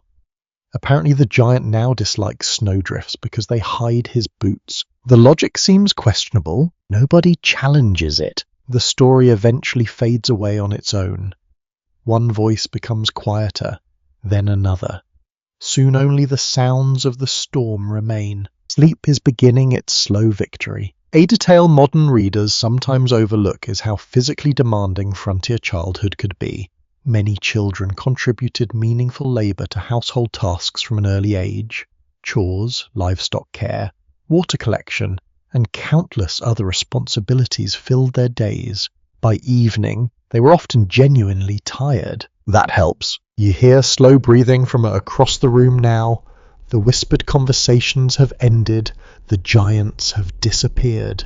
The mysteries of the roof can wait until morning. The storm remains. The house remains. The family remain. For a child living on the prairie, these constants mattered. The walls feel secure. The blankets feel warm. The familiar voices nearby create reassurance that no amount of wind can easily disturb. You close your eyes once more and listen to the steady rhythm of the blizzard. Somewhere beyond the walls, snow continues drifting across the vast dark grasslands. Inside, the children's stories have finally surrendered to sleep, and the long winter night moves quietly onward. At some point during the night, you realize that not everyone is asleep. The room is quiet. The children have finally stopped whispering. Blankets rise and fall with slow breathing. The storm still growls beyond the walls. Yet one figure moves carefully through the dim light. A small chore remains, then another, then another. Life on the prairie rarely pauses completely, even after bedtime. You open your eyes slightly and watch the familiar routine unfold. The lantern burns low now, casting only a faint amber glow across the room. Shadows cling to the corners. The stove remains the brightest object in the house, its iron surface pulsing gently with stored heat. Someone kneels beside it. The stove door opens. A burst of orange light spills into the darkness. For a moment, the room looks completely different.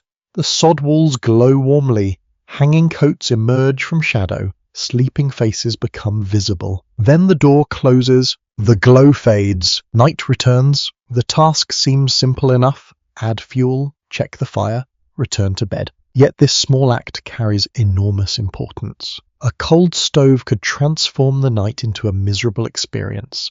During severe weather, maintaining warmth required attention and planning. Firewood was not simply burned, it was managed carefully, deliberately. The person tending the stove pauses to listen, not to the fire, to the wind. Outside, another wave of snow sweeps across the prairie. The sound moves around the house like water flowing around a stone. The listener nods slightly. Everything appears normal. Another chore completed. The floor creaks softly as careful footsteps cross the room. A water container is checked. A blanket is adjusted over a sleeping child. A coat hanging too close to the stove is moved slightly farther away. tiny tasks, easy to overlook, yet these tasks form the invisible framework supporting daily life. Most historical accounts focus on dramatic events, harsh winters, dangerous journeys, extraordinary storms. What often receives less attention are the countless ordinary actions that made survival possible. Someone checked the fire, someone stored the food, someone repaired the clothing, someone fetched the water. The extraordinary depended upon the ordinary. You settle deeper beneath the blankets. The warmth feels wonderful. The mattress beneath you shifts slightly as you adjust position. Straw rustles softly inside the ticking. A faint scent of smoke drifts through the room. Not unpleasant, just familiar. The house itself seems half asleep. Even so, work continues. Near the table, a small pile of clothing waits for morning repairs. A loose button, a worn seam, a tear that needs attention before it grows worse. Nothing urgent, nothing dramatic. But frontier life had a way of turning neglected problems into larger ones. A small tear became a large tear. A loose board became a broken board. A neglected chore became tomorrow's headache. One woman writing years later recalled that winter evenings often felt shorter than expected because there was always something useful to do before bed.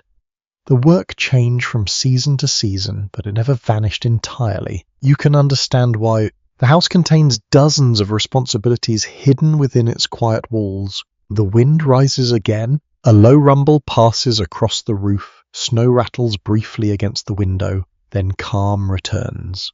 The sound barely disturbs anyone now. Hours of exposure have transformed it into part of the environment, much like the ticking stove, much like the creaking walls. The room carries a comforting collection of familiar noises. Another figure stirs awake briefly. Without speaking, a blanket is pulled closer. A glance towards the stove confirms everything is fine. Within moments, sleep returns. Trust develops naturally in such places. Everyone depends upon shared routines. An unexpected challenge during a prairie winter's involved footwear. Wet boots left unattended could stiffen dramatically in cold conditions. Placing them too near the stove risked damage. Leaving them too far away created different problems. The correct spot mattered. Frontier life often involved practical decisions of surprising complexity. You notice several pairs positioned carefully along the edge of the room. Not too close, not too far. Experience has determined the ideal distance. The lantern flickers, its flame shrinks slightly. The room grows dimmer still. Outside, the blizzard continues shaping the landscape. Drifts grow larger, fences disappear deeper beneath snow. Familiar paths vanish beneath layers of white. Inside, however, attention remains focused on immediate concerns. The stove, the blankets, the water, the morning. Simple priorities. The historical record becomes less detailed when describing these quiet moments. People rarely wrote long diary entries about adjusting a blanket or moving a pair of boots. Yet those actions happened constantly. Their importance becomes obvious precisely because they appear so ordinary. Civilizations are built from routines. Homesteads certainly were. A soft cough breaks the sense. Someone turns over. The mattress responds with a gentle rustle. Then stillness settles once more. You find yourself appreciating the rhythm of the house. Nothing dramatic occurs, and that is exactly the point. The goal of a winter night is not excitement. The goal is comfort. The goal is rest. The goal is reaching morning safely. Somewhere above, a faint scratch travels across the roof and disappears. You barely react now. Earlier in the evening it might have sparked curiosity. Now it feels like another familiar part of the house. Every structure develops its own nighttime personality. This one seems content to murmur quietly in the darkness. The stove receives one final check. A log shifts slightly among glowing coals. The iron door closes with a soft click. The caretaker returns to bed. The room settles. The remaining chores can wait. Tomorrow will bring enough work of its own. You close your eyes again and listen. The wind remains steady. The warmth remains steady. The breathing around you remains steady. The house has entered that peaceful period between wakefulness and deep sleep when almost nothing moves. Almost nothing happens, yet everything important continues. The fire burns, The walls stand firm. The storm stays outside, and within the protective embrace of earth, blankets, and quiet routines, the long prairie night carries you gently toward the hours after midnight. Sometime after midnight, the storm changes character. Not louder, not quieter, different. The wind still sweeps across the prairie, but now the snow has had hours to work its quiet magic. Drift after drift has piled against fences, shrubs, livestock shelters, and the walls of the sod house itself. While you rest beneath layers of blankets, the landscape outside is being reshaped grain by grain. The transformation happens invisibly, patiently, relentlessly. You wake briefly when a dull sound reaches the room. Thump! A few moments later it comes again. Not alarming, just unusual enough to notice. The sound is snow sliding somewhere against the exterior wall. The storm has been busy. You remain still, listening. The house feels warmer than earlier. At first this seems strange. The blizzard remains active. Temperatures outside have likely dropped further. Yet the explanation sits just beyond the walls. Snow, lots of snow. When drifts accumulated against sod houses, they sometimes created an additional insulating layer. The cold substance outside paradoxically helped trap warmth inside. Winter enjoys such contradiction. The stove glows softly nearby. Most of the room remains dark. Only faint orange reflections move across the ceiling beams. You pull the blankets slightly closer and listen to the storm. The sounds have changed. Earlier, wind moved freely around the structure. Now some of that movement seems muffled. The growing drifts alter airflow and absorb certain noises. The house feels more enclosed, more sheltered, almost buried. A farmer writing decades after his childhood remembered opening a door after a major storm and finding nothing but a wall of snow. The memory remained vivid throughout his life because the familiar world had disappeared overnight. Tonight may become one of those nights. The possibility lingers quietly in your thoughts. Outside, snow continues collecting wherever the wind allows. The prairie offers few obstacles. Once a drift begins forming, it often grows rapidly. Every fresh layer creates an opportunity for another. Nature becomes an architect. The material simply happened to be frozen. You hear movement nearby. Someone else has awakened. A brief glance toward the door reveals little in the darkness. Yet experience has already suggested what may be happening. A check. Just a routine check. The door remains closed tightly. Cold air stays outside. The house remains secure. Satisfied, the person settles back beneath blankets. No words are exchanged. None are necessary. One challenge faced by many prairie families involved: determining exactly how much snow had accumulated before venturing outdoors. During severe storms, visibility could remain poor for hours. Opening a door often became the first reliable measurement. Sometimes the answer was surprising. Very surprising. The roof creaks softly overhead. The scratching visitor from earlier has disappeared. Perhaps it found a warmer hiding place. Perhaps it simply decided that nighttime exploration could wait. Even mice appreciate shelter. A faint smell of warm iron drifts from the stove. The scent mixes with wool blankets and the familiar earthy aroma of the walls. The combination feels reassuring. Everything important remains unchanged. The storm may alter the world outside. Inside remains familiar. You close your eyes again, but sleep does not return immediately. Instead, your imagination drifts toward the growing drifts beyond the walls. How high are they now? Have they reached the window? Have they buried the fence? Have they swallowed the path entirely? Questions like these often occupied prairie residents during long storms. Curiosity proved difficult to resist, especially when the answers remained hidden until morning. One account from the northern plains describes children becoming excited whenever a major drift blocked the door completely. Adults saw extra work. Children saw a tunnel waiting to be excavated. Perspective changes everything. The same snowdrift could inspire either frustration or adventure. The wind eases for a few minutes. In the brief lull, the house feels extraordinarily quiet. The silence almost seems unnatural after hours of constant noise. Then another gust arrives. The familiar sounds return. You relax. Strangely enough, the storm has become reassuring. Continuous noise confirms that everything remains normal. Sudden hand can feel more unsettling than the wind itself. The historical picture becomes somewhat fragmented when examining how often houses were fully blocked by drifting snow. Conditions varied enormously across the plains. Local geography, storm intensity, and building placement all influenced outcomes. Some families encountered the problem frequently, others experienced it only occasionally.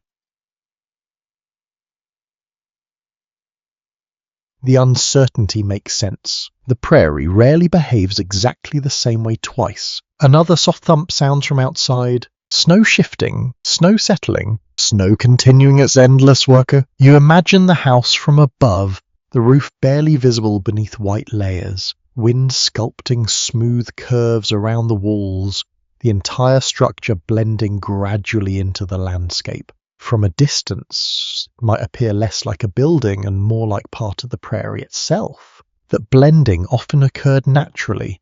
Sod houses already resembled the earth around them.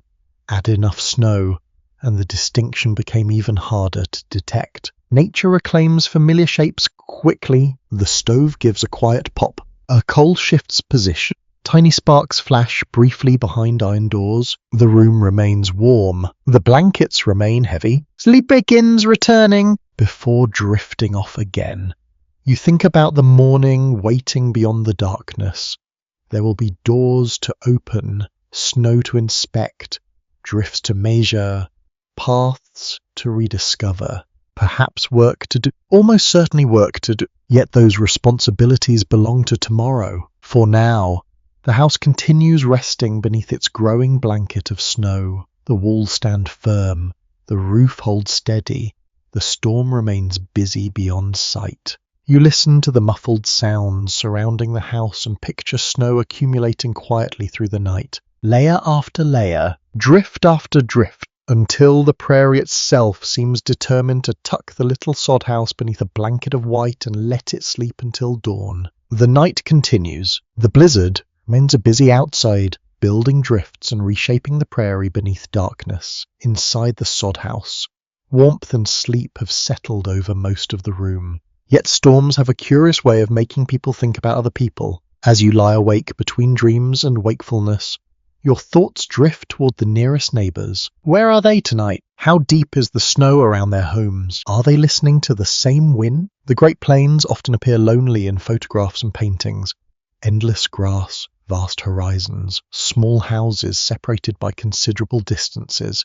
The image contains truth, yet it sometimes hides another reality. Community mattered a great deal, especially during winter. The storm rattles softly against the window. You imagine another sod house several miles away. Perhaps another family sits around a stove. Perhaps children there have also invented stories about mysterious roof noises.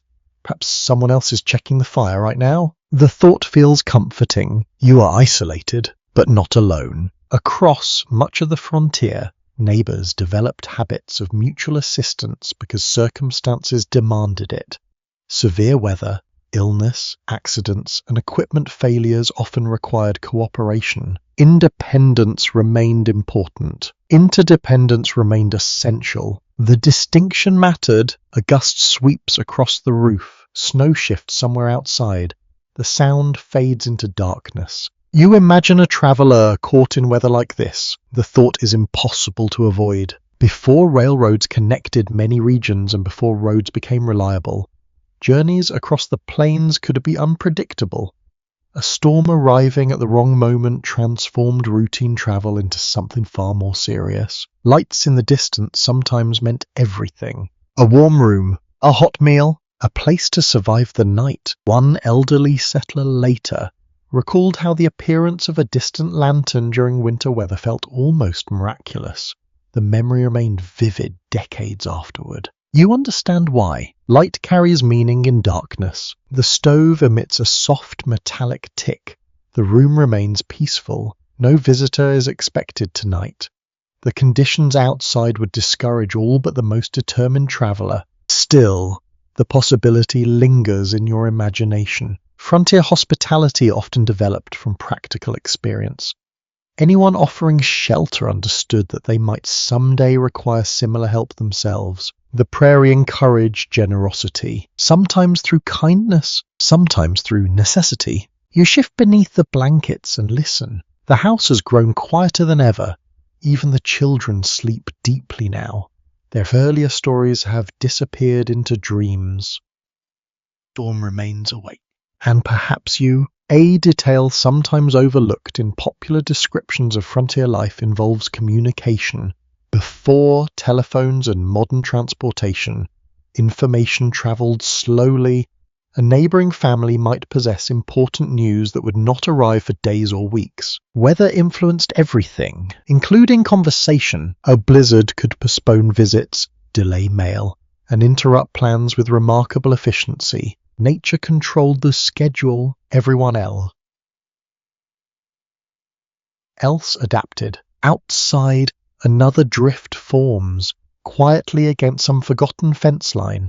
Another landmark vanishes beneath fresh snow.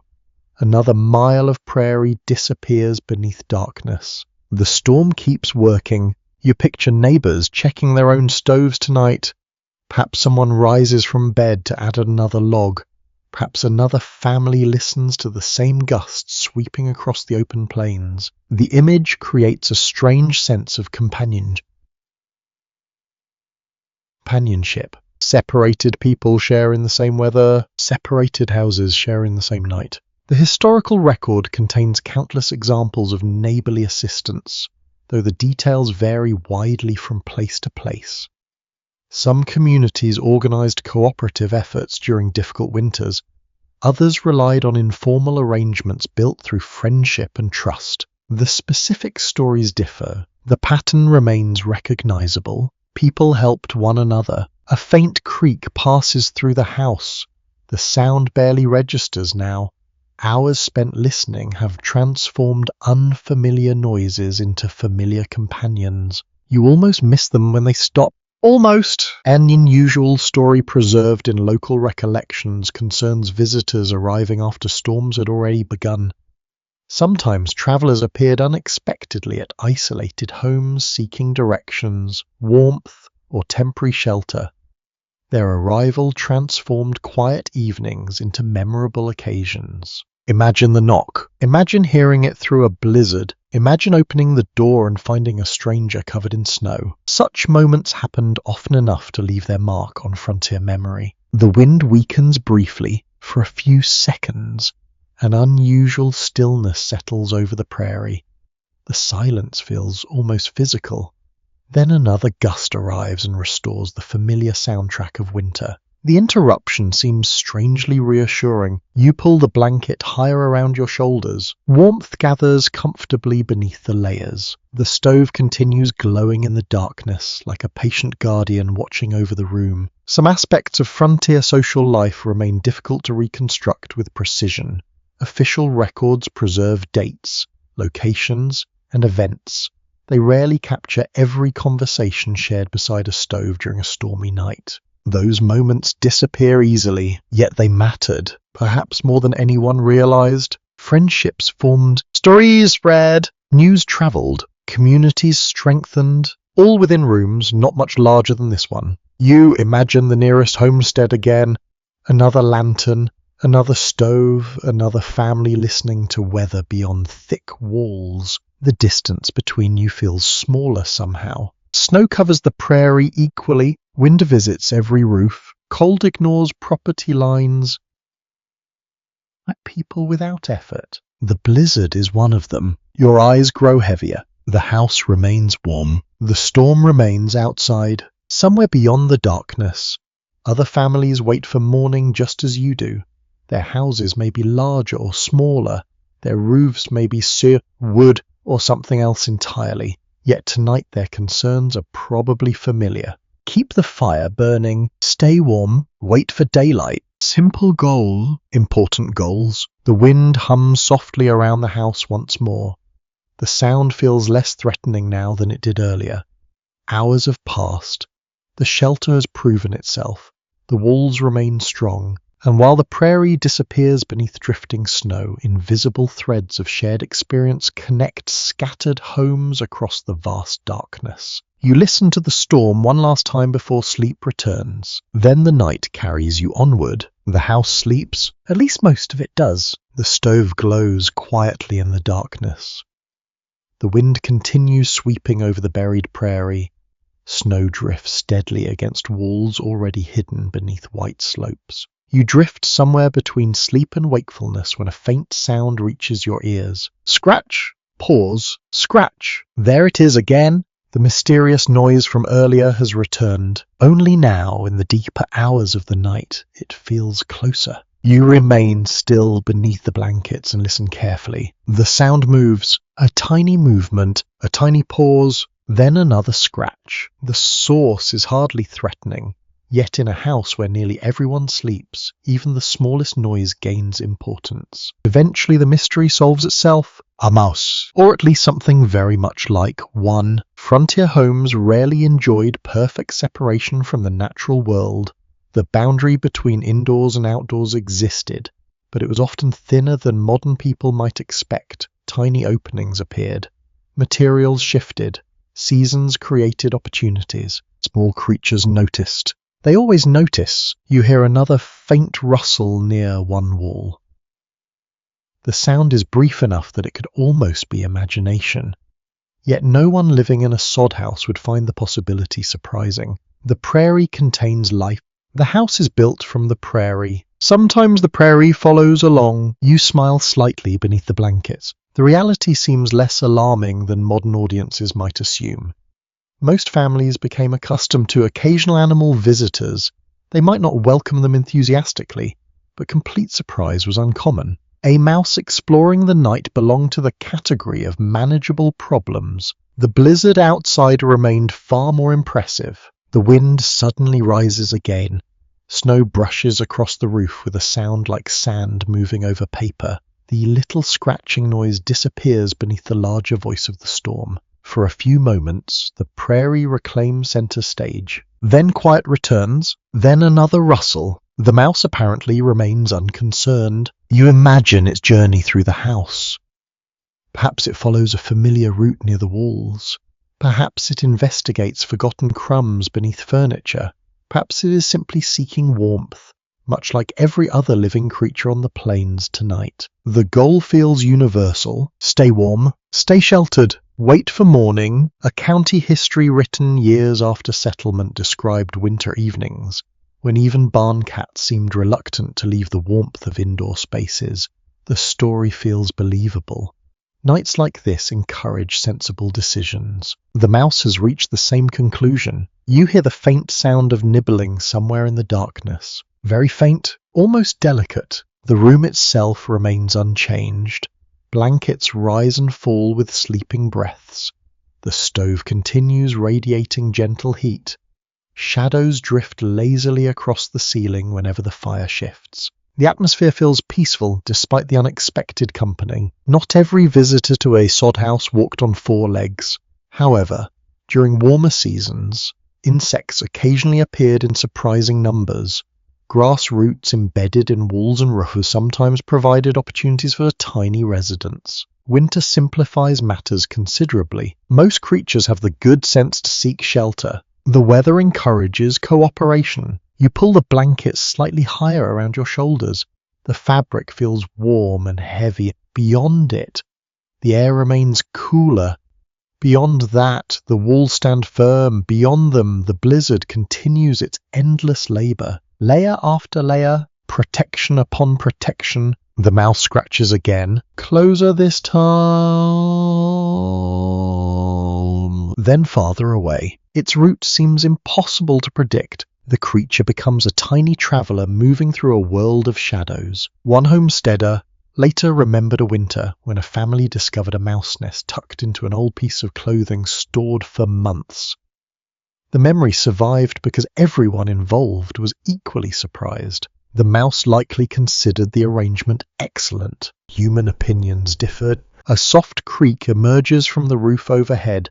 The sound causes the mouse to pause, or perhaps that is merely your imagination assigning thoughts to a small animal. The silence lasts several seconds. Then the scratching resumes. The routine feels oddly comforting now. The house contains life. Not much. Just enough! The storm outside might make the prairie seem empty, but emptiness rarely exists in nature for long. Somewhere beneath snowdrifts, rabbits wait in sheltered depressions. Birds huddle within protected spaces. Livestock stand together against the weather.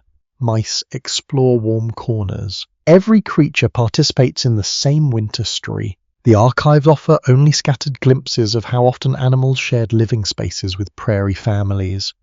Some memoirs mention them frequently, others barely acknowledge them.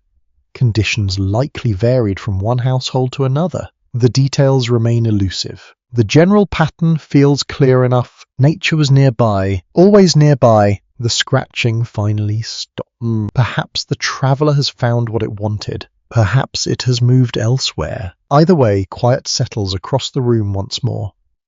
Storm remains audible. You listen carefully. The wind seems slightly different now. Not weaker exactly, more distant. The snow piled against the walls may be absorbing part of the sound. The house feels increasingly enclosed within its white surroundings. Protected, wrapped, hidden. The sensation encourages sleep. Another unusual memory preserved in Frontier. Recollections involved hearing animals move within walls during winter and spending hours guessing their identity.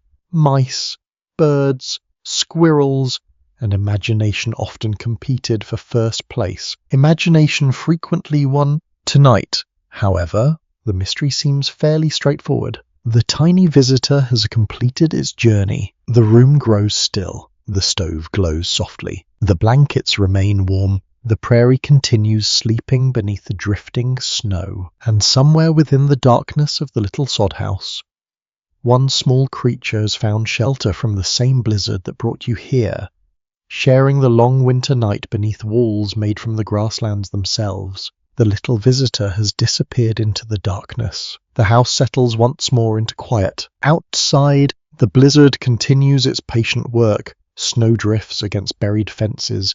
Wind sweeps over hills that no longer look quite the same as they did yesterday. The prairie remains hidden beneath darkness and ice. Inside, however, another tradition begins to stir in your memory. Stories. Long before radios filled homes with entertainment, before movies arrived in rural communities, before countless modern distractions competed for attention, people relied heavily upon one another for amusement, especially during winter, especially during storms. You imagine this same room earlier in the evening, the lantern burning brighter, the children still awake. The stove producing more heat, voices carrying easily through the small space. The blizzard outside would have encouraged people to gather close together. Distance shrinks when weather makes travel impossible. The room becomes its own little world, and every world needs stories. You can almost hear them. Perhaps someone begins with a memory from years ago, a journey across the plains, a difficult harvest, a strange encounter on a lonely road. Another voice adds details. Someone interrupts to correct a date. Someone else insists the event happened differently. The debate remains friendly. Memory has always enjoyed rearranging details. A traveller who passed through Nebraska during the late 19th century observed that winter evenings often encouraged lengthy conversations, with outdoor labour reduced by weather and darkness. Families spent hours talking, reading, sewing, or sharing stories. The description feels entirely believable. The room practically invites it. You imagine firelight flickering across faces while a tale unfolds. Shadows move gently across the earthen walls.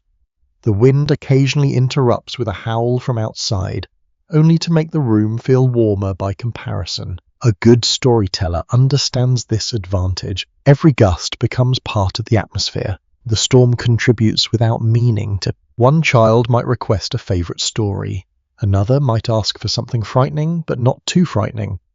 That delicate balance appears surprisingly often throughout human history. People enjoy being scared, Within reason, within safe walls, the prairie provided abundant material. Unusual weather, strange sounds, lonely roads, remote settlements, dark horizons stretching endlessly beneath moonlight. Imagination rarely lacked inspiration. A collection of frontier recollections recorded decades later includes numerous references to ghost stories told during winter evenings, not because people necessarily believed them, but because such stories made excellent entertainment when snow trapped everyone indoors. The wind outside practically supplied the soundtrack. You smile at the thought, somewhere earlier this evening, perhaps one of the children transformed a roof mouse into a giant. Given enough time, the giant might acquire a haunted wagon, a mysterious lantern, and a treasure hidden beneath a snowdrift. Stories tend to grow, they rarely shrink. The stove gives a soft pop, a coal shifts. Orange light briefly brightens the room, then fades again. You remain half awake, drifting through imagined conversations from earlier generations. The prairie was not silent simply because it lacked cities. Human voices filled these homes with laughter, arguments, songs, and stories. The walls heard everything. One family might preserve folk tales brought from Europe. Another might tell stories learned from neighbouring settlers. Children repeated favourites so often that entire sections became memorised. The exact wording changed, the familiar rhythms remained. A surprising number of communities also maintained musical traditions despite isolation. A fiddle, harmonica, or simple singing voice could transform an ordinary evening. Music required no electricity. It travelled easily. It occupied little space. Most importantly, it brightened long winters. You imagine a song drifting through the room while snow piles against the walls outside. The contrast feels perfect. Warmth against cold, light against darkness, music against wind. Not every evening would have included entertainment. Of course, some nights people felt tired, some nights chores demanded attention, some nights everyone simply wanted sleep. Yet stories remained available whenever needed. No equipment required. No special preparation required. Just people. The historical trail becomes particularly rich when examining oral traditions because so many memories survive through repeated retelling.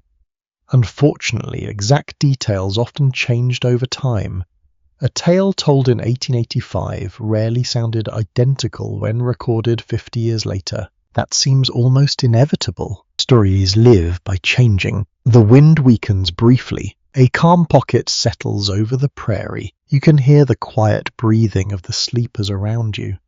The sound feels almost musical itself, a slow rhythm shared by everyone in the room. Then another gust arrives. The storm resumes speaking. One old prairie joke involved blaming unusual household noises on imaginary visitors. Missing tools, mysterious sounds, and unexplained events often acquired increasingly creative explanations. Humour proved useful during difficult winters. It still does. The little mouse from earlier would likely have become a legendary creature before the story finished circulating around the room. Perhaps it already has. The blankets feel heavier now. Sleep tugs gently at your thoughts. The warmth from the stove remains steady, though softer than before. Everything seems quieter, slower. The imagined voices fade gradually. The stories drift away. Yet you realize something important. The sod house provided more than shelter from weather. It also created a space where people gathered, a place where memories formed, a place where songs were sung and stories shared while storms raged outside. The walls protected bodies. The evenings nourished spirits. Both mattered. Outside, snow continues falling across the vast dark prairie. Inside, echoes of old conversations seem to linger in the warm air. A laugh, a song, a ghost story, a memory, then silence. You settle deeper beneath the blankets and allow the imagined voices of countless prairie winters to fade into the darkness while the blizzard carries on beyond the walls. The night has reached its deepest point. You may not know the exact hour. Few people inside the sod house are checking clocks. The darkness beyond the walls remains complete. The blizzard still moves across the prairie. Yet something about the atmosphere tells you that midnight has long since passed. These are the slowest hours, the longest hours, the hours that seem determined to stretch forever. You lie quietly beneath blankets that have grown wonderfully warm through repeated use. The straw mattress beneath you has settled into a shape that feels almost comfortable. The stove continues glowing nearby, though its heat now feels gentler than before. The room is peaceful, yet winter remains patient. You notice the cooler air first, not dramatic, just subtle, the kind of change that appears gradually enough to avoid immediate attention. The stove still works, the house still protects, but the cold outside has been pressing against the walls for many hours now. You pull the blankets slightly higher, instinctively, around the room. Others make similar adjustments without fully waking. A shoulder disappears beneath a quilt. A hand retreats into a sleeve.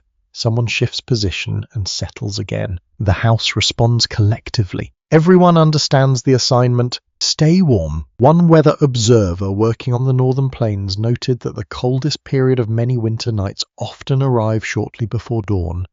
Temperatures could continue falling long after sunset, reaching their lowest point when people were most tired. The timing feels unfair. Nature rarely concerns itself with fairness. A gust rattles softly against the buried window. Snow slides somewhere outside. The sound is muffled now, almost distant. The drifts surrounding the house have altered the storm's voice considerably. The prairie still speaks. It simply speaks through thicker walls of snow. You open your eyes briefly. The lantern has nearly burned itself out. Only the stove provides meaningful illumination. Its faint orange glow paints gentle reflections across the floor. Everything looks softer, less distinct, almost dreamlike. This hour encourages reflection, perhaps because so little moves, perhaps because the world beyond the house has vanished completely beneath darkness and weather. You think about the people who spent entire winters in homes like this. Not a single night, not an educational visit, not a carefully planned experience. An entire season, weeks of storms, weeks of chores, weeks of uncertainty. The achievement feels impressive. The longer you remain here, the more obvious it becomes. A faint creak passes through the roof. The house settles. Then quiet returns. Many frontier families became remarkably skilled at managing heat. Firewood represented labor. Coal represented expense. Every fuel source demanded effort. Conserving warmth mattered because replacing warmth required work. The principle influenced countless decisions. Where blankets were stored, how beds were arranged, when fires were tended, even where people sat. The details accumulated, the benefits accumulated too. You can feel the results. Despite the weather, the room remains comfortable enough for sleep. Outside would be another matter entirely. The thought barely needs exploring. The storm handles the explanation. A sudden rush of wind sweeps across the roof. The sound arrives like distant surf before fading gradually into the darkness once more. You listen carefully, then realize something. The storm no longer sounds quite as fierce as it did earlier. Perhaps conditions are changing. Perhaps you have simply become accustomed to it. The answer remains uncertain. The distinction hardly matters. Either way, the house feels calmer. One woman later remembered waking during winter nights and checking frost patterns on windows to judge changing conditions. The ice itself became a source of information. Different shapes and thicknesses suggested different temperatures. People learned to read whatever clues were available. The prairie rewarded observation. You glance towards the dark window. The curtain remains closed. The mystery stays outside. A surprising challenge during these late-night hours involved maintaining motivation. Morning still feels distant. The warmth of bed feels irresistible. Yet occasionally someone must rise to check the stove or address some small concern. The effort always feels larger at 3 a.m. Human nature has not changed much. The blankets hold you securely. The mattress feels better with every passing hour. Leaving either one seems highly undesirable. The stove produces another soft metallic tick. The sound echoes gently through the room. You realize how many hours it has been performing this same duty, quietly converting fuel into comfort, quietly protecting the house from winter's worst intentions. No speeches, no recognition, just steady work. There is something admirable about that. Outside, snow continues drifting through darkness no one can see. Fields disappear beneath fresh layers. Fence posts become shorter. Landmarks become smoother and softer beneath white blankets. The prairie itself seems asleep. Wind remains awake. The surviving recollections of severe winters often describe these hours with remarkable consistency, not because dramatic events occurred, but because very little occurred.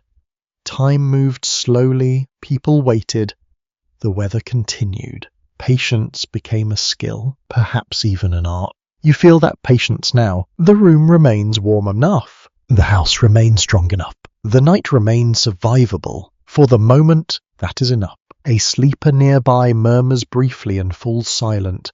Another shifts position. The sounds are small, familiar, reassuring. Life continues. The house continues. The storm continues. Everything follows its course.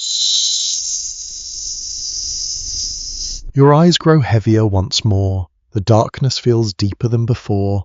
Thoughts become slower, softer, less interested in questions and more interested in rest. The longest hours still stretch ahead, yet they no longer seem intimidating. The stove glows steadily. The blankets hold their warmth. The walls remain firm, and within the quiet heart of the buried sod house, you drift gradually back towards sleep while winter keeps watch beyond the snow-covered walls. The night feels older now. The darkness beyond the walls seems deeper than before, though that is probably impossible.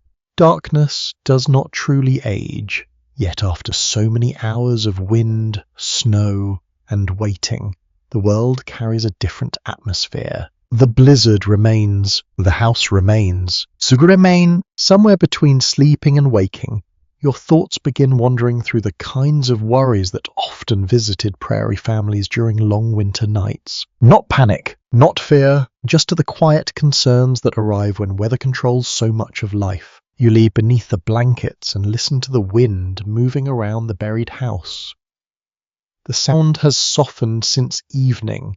Snow piled against the walls now absorbs part of the storm's energy. The result feels strangely protective, as though the blizzard has built another shelter around the shelter. Still, uncertainty never disappears completely. It simply changes shape. You wonder about the livestock outside. Not constantly.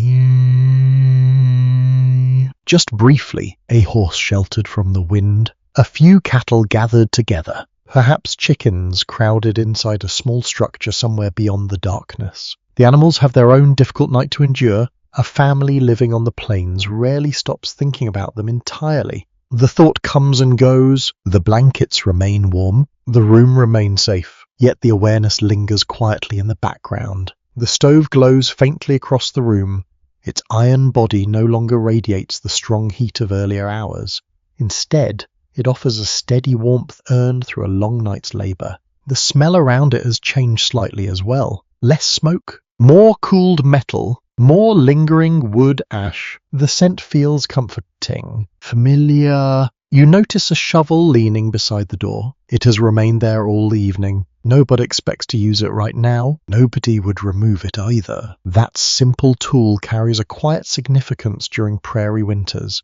If snow blocks an exit, if a path vanishes, if a drift grows too ambitious, the shovel becomes important very quickly. Some objects earn respect through experience. The shovel is one of them. The wind rises briefly and pushes against the roof. The house responds with a gentle creak. Nothing alarming, just a reminder the prairie never truly sleeps. The walls around you have survived many storms already. They've endured summer heat, autumn rain, and winter cold. The roots woven through the sod still hold the earth together. You reach out and touch the nearby wall. Cool, solid. The texture remains reassuring. A house made of earth feels different from a house made of boards. The walls seem less separate from the landscape around them, almost as though you are sleeping inside the prairie itself. The thought feels oddly pleasant. A child shifts beneath blankets across the room. Someone coughs softly, then silence returns. The sounds are small, human, comforting. Outside, the world remains far larger than this room. Miles of snow-covered grassland stretch beneath the darkness. Creeks hide beneath ice. Fence lines disappear beneath drifts. Yet none of those distant places matter very much right now. The house has become the entire universe. Your thoughts drift again, this time towards supplies, flour stored carefully, firewood stacked nearby, water protected from freezing, extra blankets folded and waiting. Life on the plains encouraged preparation because weather could become unpredictable with remarkable speed. A forgotten task in pleasant weather might become a serious inconvenience during a blizzard. The room around you reflects Trelit. Everything has a purpose. Everything has a place. Nothing feels accidental. Near one wall sits a storage container. Its presence barely attracts attention during the day. At night, however, you appreciate it differently. Food stored safely through winter represents weeks or months of planning. The same is true of every blanket, every tool, every piece of fuel. Survival rarely depends upon one dramatic decision. More often it depends upon hundreds of small ones. The storm continues whispering outside, not roaring now. Whispering. The difference feels important. You wonder whether morning is still far away. Probably. Yet something in the atmosphere seems to have changed. The darkest hours often carry a peculiar stillness. Even when weather continues, the world feels suspended between yesterday and tomorrow. You find yourself listening for signs. A weakening gust, a shifting sound. Anything suggesting dawn might eventually arrive. The signs remain elusive. For now, a faint patch of frost has formed near the edge of the window covering. You cannot see it clearly in the dim light, but its presence announces itself through a slight chill in the air nearby. Winter is patient, always patient. The blankets remain your strongest argument against it. You pull them closer. The fabric feels wonderfully heavy. The warmth feels earned. A memory from earlier in the evening drifts through your thoughts. Children's stories, laughter, supper around the table. The room felt larger then somehow. Now it feels smaller, quieter, more intimate. The long night has gently compressed the world into a circle of warmth around the stove. Everything outside that circle belongs to winter. Everything inside belongs to rest. The roof creaks once more. The sound fades quickly. No mouse follows this time. No mysterious scratching. Only silence. The house seems content. The storm seems tired. Perhaps you are tired too. Your thoughts grow slower. The concerns that briefly visited your mind begin fading away. The livestock, the supplies, the shovel by the door, the snow outside. Morning will handle those matters. Morning always does, for now. The walls remain strong. The stove remains warm.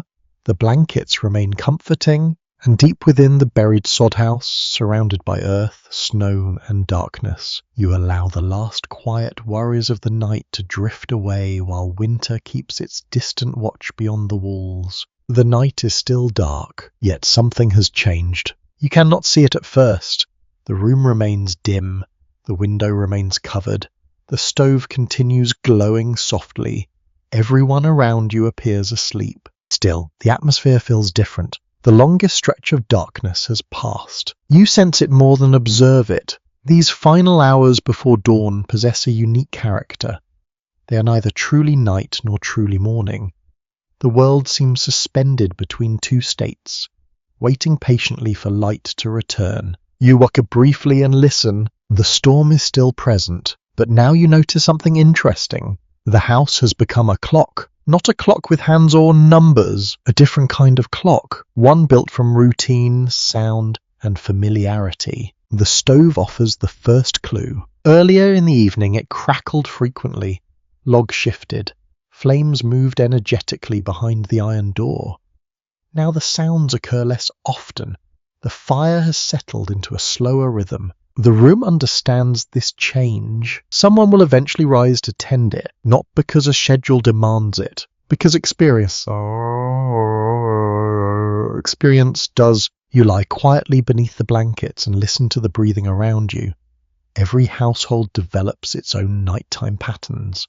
Some people turn often while sleeping. Others remain nearly motionless for hours. Over time, these rhythms become familiar, predictable, comforting. You know the house is still sleeping because the sounds remain unchanged. The storm brushes softly against the walls. The sleepers remain still. The stove continues its patient work. The night advances. A faint metallic tick echoes through the room. Then another. The iron cools slightly between bursts of heat. The sound feels small, yet in a quiet house, small sounds matter. I begin noticing other clues as well.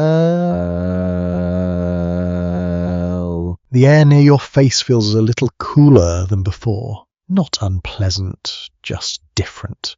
The blankets compensate easily. Still, the change suggests that many hours have passed since evening. Time leaves fingerprints everywhere. Even indoors, the people who lived in isolated homesteads often became remarkably observant. They noticed subtle shifts in weather, temperature, and sound because those details carried practical meaning. A slight change in wind direction, a different texture in the snow, a quieter roof, a warmer morning. Observation was useful, sometimes essential. You close your eyes again. The room smells faintly of wool and cooled ash. The stronger scent of supper disappeared long ago. Even the smoke seems softer now. The house itself appears to be resting. The storm no longer dominates every thought. Instead, your attention settles on smaller details. A blanket edge brushing your hand, the texture of the mattress beneath you, the gentle weight of the covers, the distant murmur of wind beyond thick walls. Simple sensation, steady sensations. The darkness encourages reflection. You imagine how people measured time before reliable clocks became common household possessions. They listened, they observed, they learned the habits of their surroundings. A rooster crowing, a fire needing attention, the first hint of light, the behavior of livestock, the changing sounds of a home, all became markers, all became signals. Tonight, the sod house offers its own collection of clues. The stove glows lower, the room cools slightly. The storm softens, the sleepers remain quiet. Morning is approaching, not immediately, but eventually, near the door. The shovel still waits where it stood hours earlier. The sight barely registers into the darkness, yet its silhouette remains visible. Ready, patient, like everything else in the room. One interesting feature of long winter nights is how they alter perception. A single hour can feel enormous when you're awake. Meanwhile, entire stretches of time disappear when sleep finally arrives. The mind becomes a poor timekeeper. The house performs better. You hear someone shift position. A blanket rustles. Then stillness returns. The interruption lasts only seconds. Yet it feels meaningful because the room has been so quiet. Outside, the wind sweeps across the prairie once more. The sound reaches the house in a muted wave. Snow still moves. Drifts still grow. Winter still works through the darkness. The difference is that dawn now feels possible. The thought changes everything, even when you cannot yet see the light. A piece of wood settles inside the stove with a soft crack.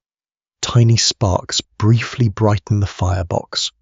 Orange reflections dance across the floor and disappear. The moment feels almost ceremonial. A final performance before morning. The roof remains silent. No scratching. No mysterious noises. Only calm. The little house seems content to wait. You imagine the buried landscape outside, the paths hidden beneath drifts, the fences nearly swallowed by snow, the prairie transformed into a smooth white wilderness. No one has seen it yet. The storm has spent the night creating a new world. Morning will reveal it. For now, the transformation remains hidden. The room grows even quieter. The deep stillness before dawn settles over everything. It is a special kind of silence, not empty, not lonely, merely calm. The sort of silence that encourages sleep. The sort of silence that arrives after a long, stormy night when everyone has grown accustomed to the weather and the weather has grown accustomed to them. The house keeps time through warmth and sound. The prairie keeps time through wind and darkness. Together they carry you gently toward the edge of morning. You pull the blankets closer one final time and listen to the fading rhythms of the night. The stove glows softly. The walls remain firm.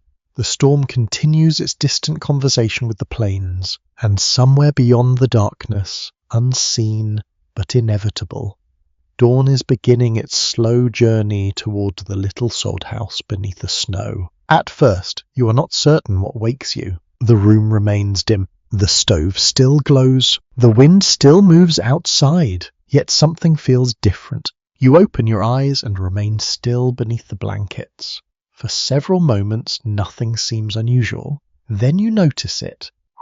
Not much, just enough. A faint grey softness has appeared around the edges of the window covering. Morning is approaching. The realization arrives quietly. No announcement, no dramatic sunrise, just a gradual change in darkness. After such a long night, even the smallest hint of daylight feels important. The room begins revealing itself again. Shapes emerge from shadow. The outline of the table becomes easier to see. The hanging coats gain definition. The shovel beside the door appears less mysterious and more practical. The house is waking slowly. You listen carefully. The storm has changed too. The wind remains present, but its voice sounds less forceful than before. The sharp, aggressive gusts of evening have given way to longer, gentler movements. The blizzard is weakening. Perhaps it is simply tired. The thought feels strangely satisfying. The stove gives a soft crack as a piece of wood settles deeper into the bed of coals. The sound seems louder now that your attention has shifted from sleep toward morning. A faint smell of warm ash hangs in the air. Nearby, someone stirs beneath a blanket. The first sleeper is waking. Soon others will follow. Yet for a few precious minutes, the house remains balanced between night and day. You savor the moment. The grey light grows slightly stronger. It spreads slowly across the room like water filling a shallow basin. Nothing changes quickly. The transformation unfolds at a pace perfectly suited to a bedtime story. Gentle, patient, unhurried. The coldest hours have likely passed. Not because the room feels dramatically warmer, but because the atmosphere has changed. Morning carries its own emotional warmth even before temperatures rise. Hope arrives with daylight. You notice frost along a small section of the window covering. Tiny crystals have formed delicate patterns during the night. In the dim light they resemble miniature forests made of glass. Beautiful, temporary. By afternoon they may be gone entirely. One child shifts position and peeks out from beneath a blanket. For a moment there is confusion. Then memory returns. The storm, the snow, the long night. The child immediately looks toward the window. Curiosity wakes quickly. The room remains quiet enough that you can hear the faint rustle of fabric as blankets move. Someone stretches carefully. Another person yawns. Morning routines are approaching. Not yet. Soon, you imagine the landscape beyond the walls. The prairie has spent the entire night hidden from view. No one knows exactly what waits outside. Snowdrifts may cover familiar paths. Fence posts may barely remain visible. The uncertainty creates anticipation. A little mystery survives. Many homesteads experienced mornings like this. A family could fall asleep knowing the appearance of their surroundings, then wake to discover an entirely different landscape. The transformation happened while everyone rested. Nature worked the night shift. The room brightens another shade. The change is subtle but unmistakable. You can now see the texture of the sod walls more clearly. Tiny roots woven through the earth become visible once again. The house no longer feels like a cave hidden in darkness. It feels like a home. The distinction matters. The wind brushes gently against the roof. A small amount of snow slides somewhere outside. Then silence returns. You notice how different the sounds feel in daylight. The same noises that seemed mysterious at midnight now appear ordinary. Morning has a way of reducing uncertainty. The scratching noises become mice. The creaks become settling beams. The shadows become furniture. Light explains many things. Not everything, but many things. The stove receives attention at last. Someone rises from bed and moves quietly across the room. The floor creaks beneath careful footsteps. The iron door opens. A glow of orange light spills outward. Fresh fuel follows. The fire responds eagerly. Within moments, warmth begins increasing once more. The routine feels comforting, reliable. The house knows exactly how to greet the day. A faint smile appears on a sleepy face nearby. Another blanket is folded back. Someone glances toward the window and immediately becomes more awake. The question now belongs to everyone. How much snow is out there? The curiosity spreads quickly. Children are especially vulnerable to it. The room smells different already. Fresh heat from the stove combines with the cooled wool, earth, and lingering traces of yesterday's supper. The mixture feels distinctly like morning on the frontier. Simple, honest, familiar. The grey light strengthens further. Soon it will be possible to inspect the storm's work. Soon the door will open. Soon the buried prairie will reveal itself. But not yet. For now, the family lingers in that brief and peaceful interval before action begins. The night has ended. The chores have not. She remained beneath the blankets a little longer, enjoying the final moments of stillness. The room feels warmer. The house feels brighter.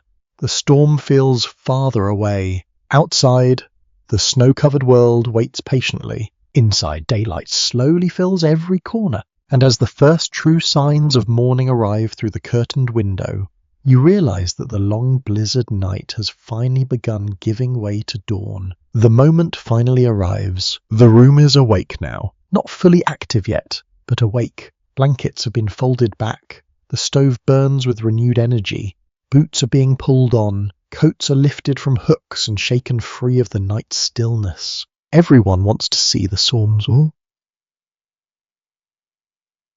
work. The curiosity has been building for hours, perhaps all night. The door waits quietly at the edge of the room. You look toward it. Others do the same. The simple wooden door suddenly feels far more interesting than it did yesterday. Someone reaches for the handle. The room becomes still. The latch lifts. The door begins to open, then stops. A soft laugh follows. The snow has arrived first. Packed white drifts press firmly against the entrance. The door moves only a short distance before meeting resistance. Winter has left a calling card. The house remains warm behind you, but the narrow opening allows a blade of cold air to slip inside. It carries a fresh scent unlike the smells of the room. Clean snow, cold sky, fresh morning. The fragrance feels sharp and invigorating after so many hours indoors. A shovel appears. Of course it does. This is exactly why it has been waiting beside the door all night. Work begins. Not difficult work. Not yet. Just enough to create a wider opening. Each shovel of snow reveals another. The drift has settled firmly against the house. The storm spent many hours building it. The family will spend a few minutes undoing part of that effort. The contest feels fair enough. Eventually the doorway clears. The door opens fully, and there it is. The prairie, or at least what remains visible of it. You step outside. The brightness is astonishing. After a night spent in dim lantern light, the reflected glow from fresh snow seems almost overwhelming. The entire landscape shines beneath a pale winter sky. White everywhere, white fields, white drifts, white rooftops, white horizon. The familiar world has disappeared beneath a smooth blanket of snow. For a moment, nobody speaks. The transformation is too complete. Fence posts that once stood proudly now emerge only partially from drifts. Pathways have vanished. Small hills seem larger. Flat areas seem smoother. The storm has become a sculptor. Its tools were wind and snow. Its canvas was the prairie itself. The air feels crisp against your face. Every breath enters cold and clean. Tiny crystals sparkle across the surface of the drifts. The wind has not disappeared completely. It simply feels calmer now, satisfied with its work. You look back toward the house. The sod structure appears smaller than before. Snow has gathered along the walls and around the edges of the roof. The building seems tucked gently into the landscape. Almost hidden, almost sleeping, the earth-coloured walls that stood out yesterday now blend naturally into their surroundings. House and prairie seem less like separate things and more like partners. The relationship feels appropriate. Aesode House was born from the grasslands. Now winter has wrapped both in the same blanket. Footsteps crunch through fresh snow. The sound is wonderfully distinct. Each step produces a crisp, satisfying noise.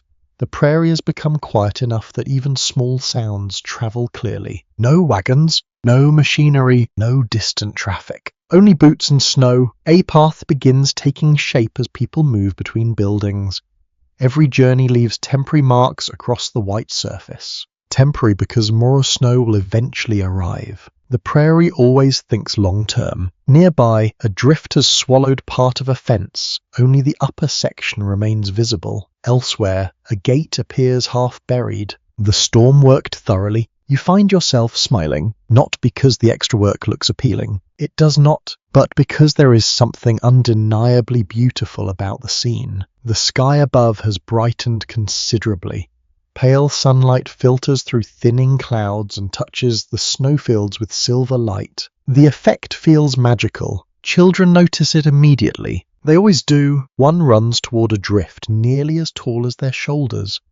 Another studies the strange shapes created by the wind.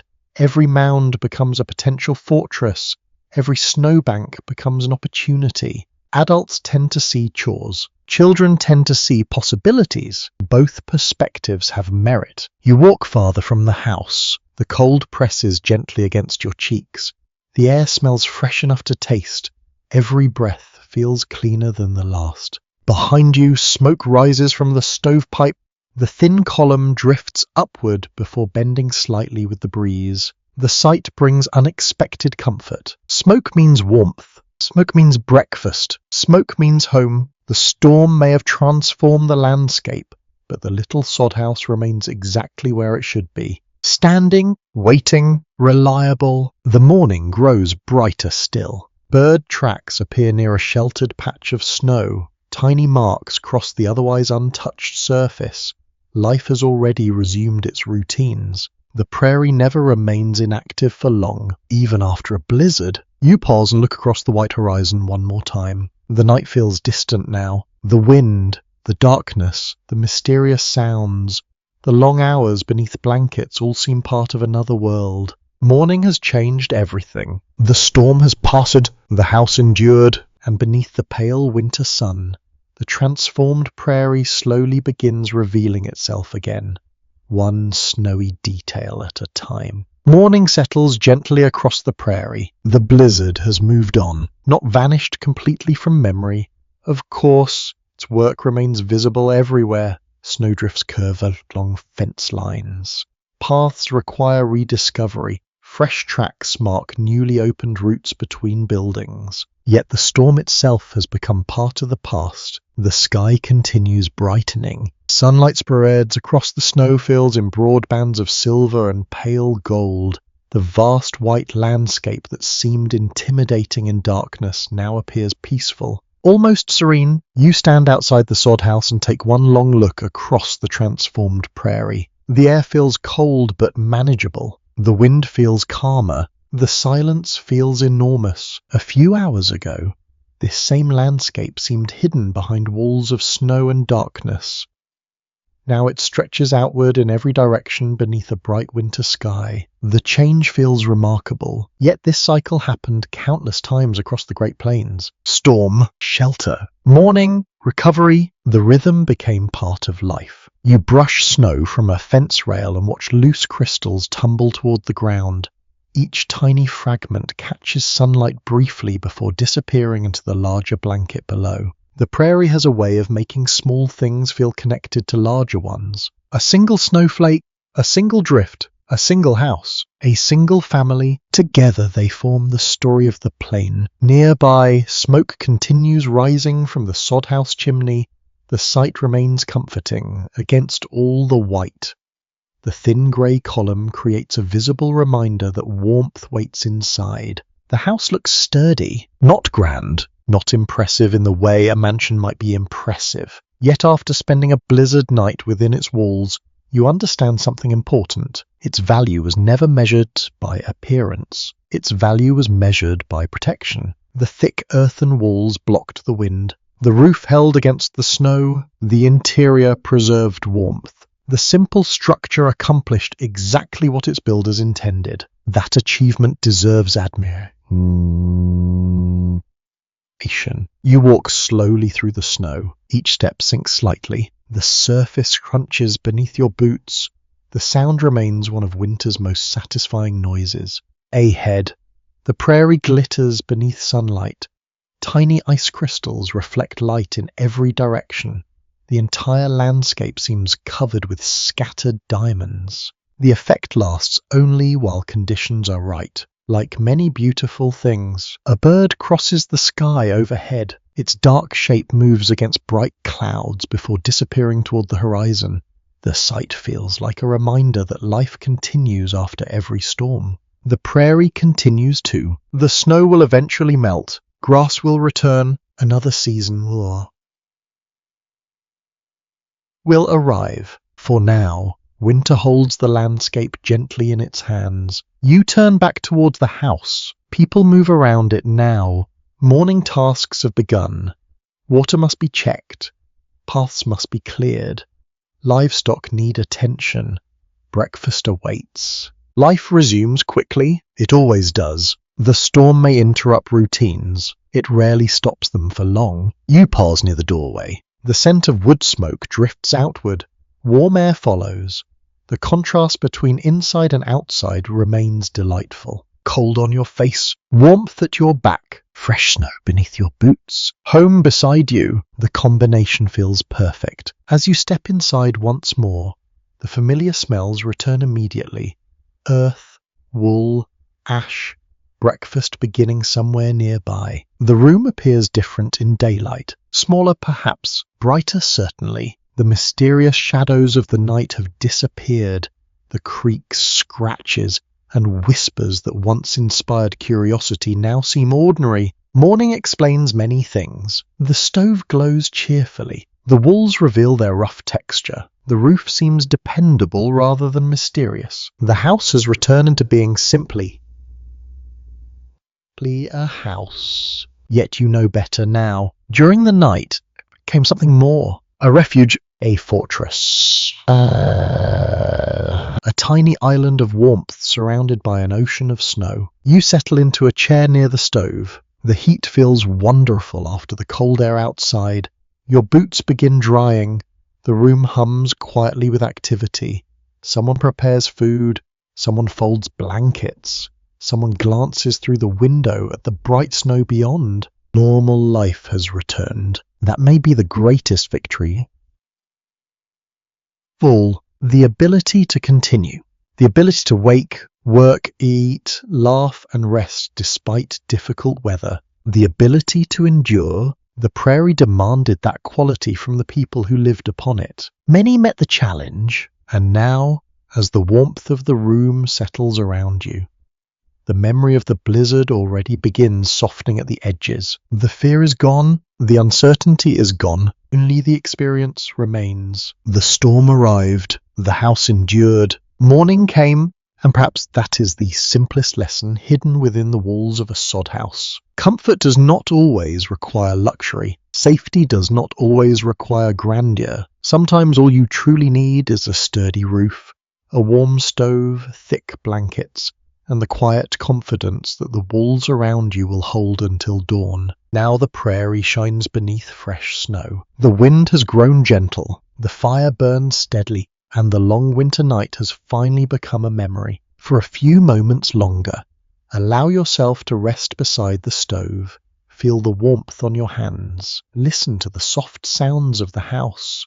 Notice how peaceful everything seems after the storm. Outside, sunlight stretches across the endless white plains. Inside, the little sod house remains calm and welcoming. The day has begun. The blizzard has passed, and the prairie, vast and beautiful beneath its blanket of snow, settles into silence once more. Sleep well,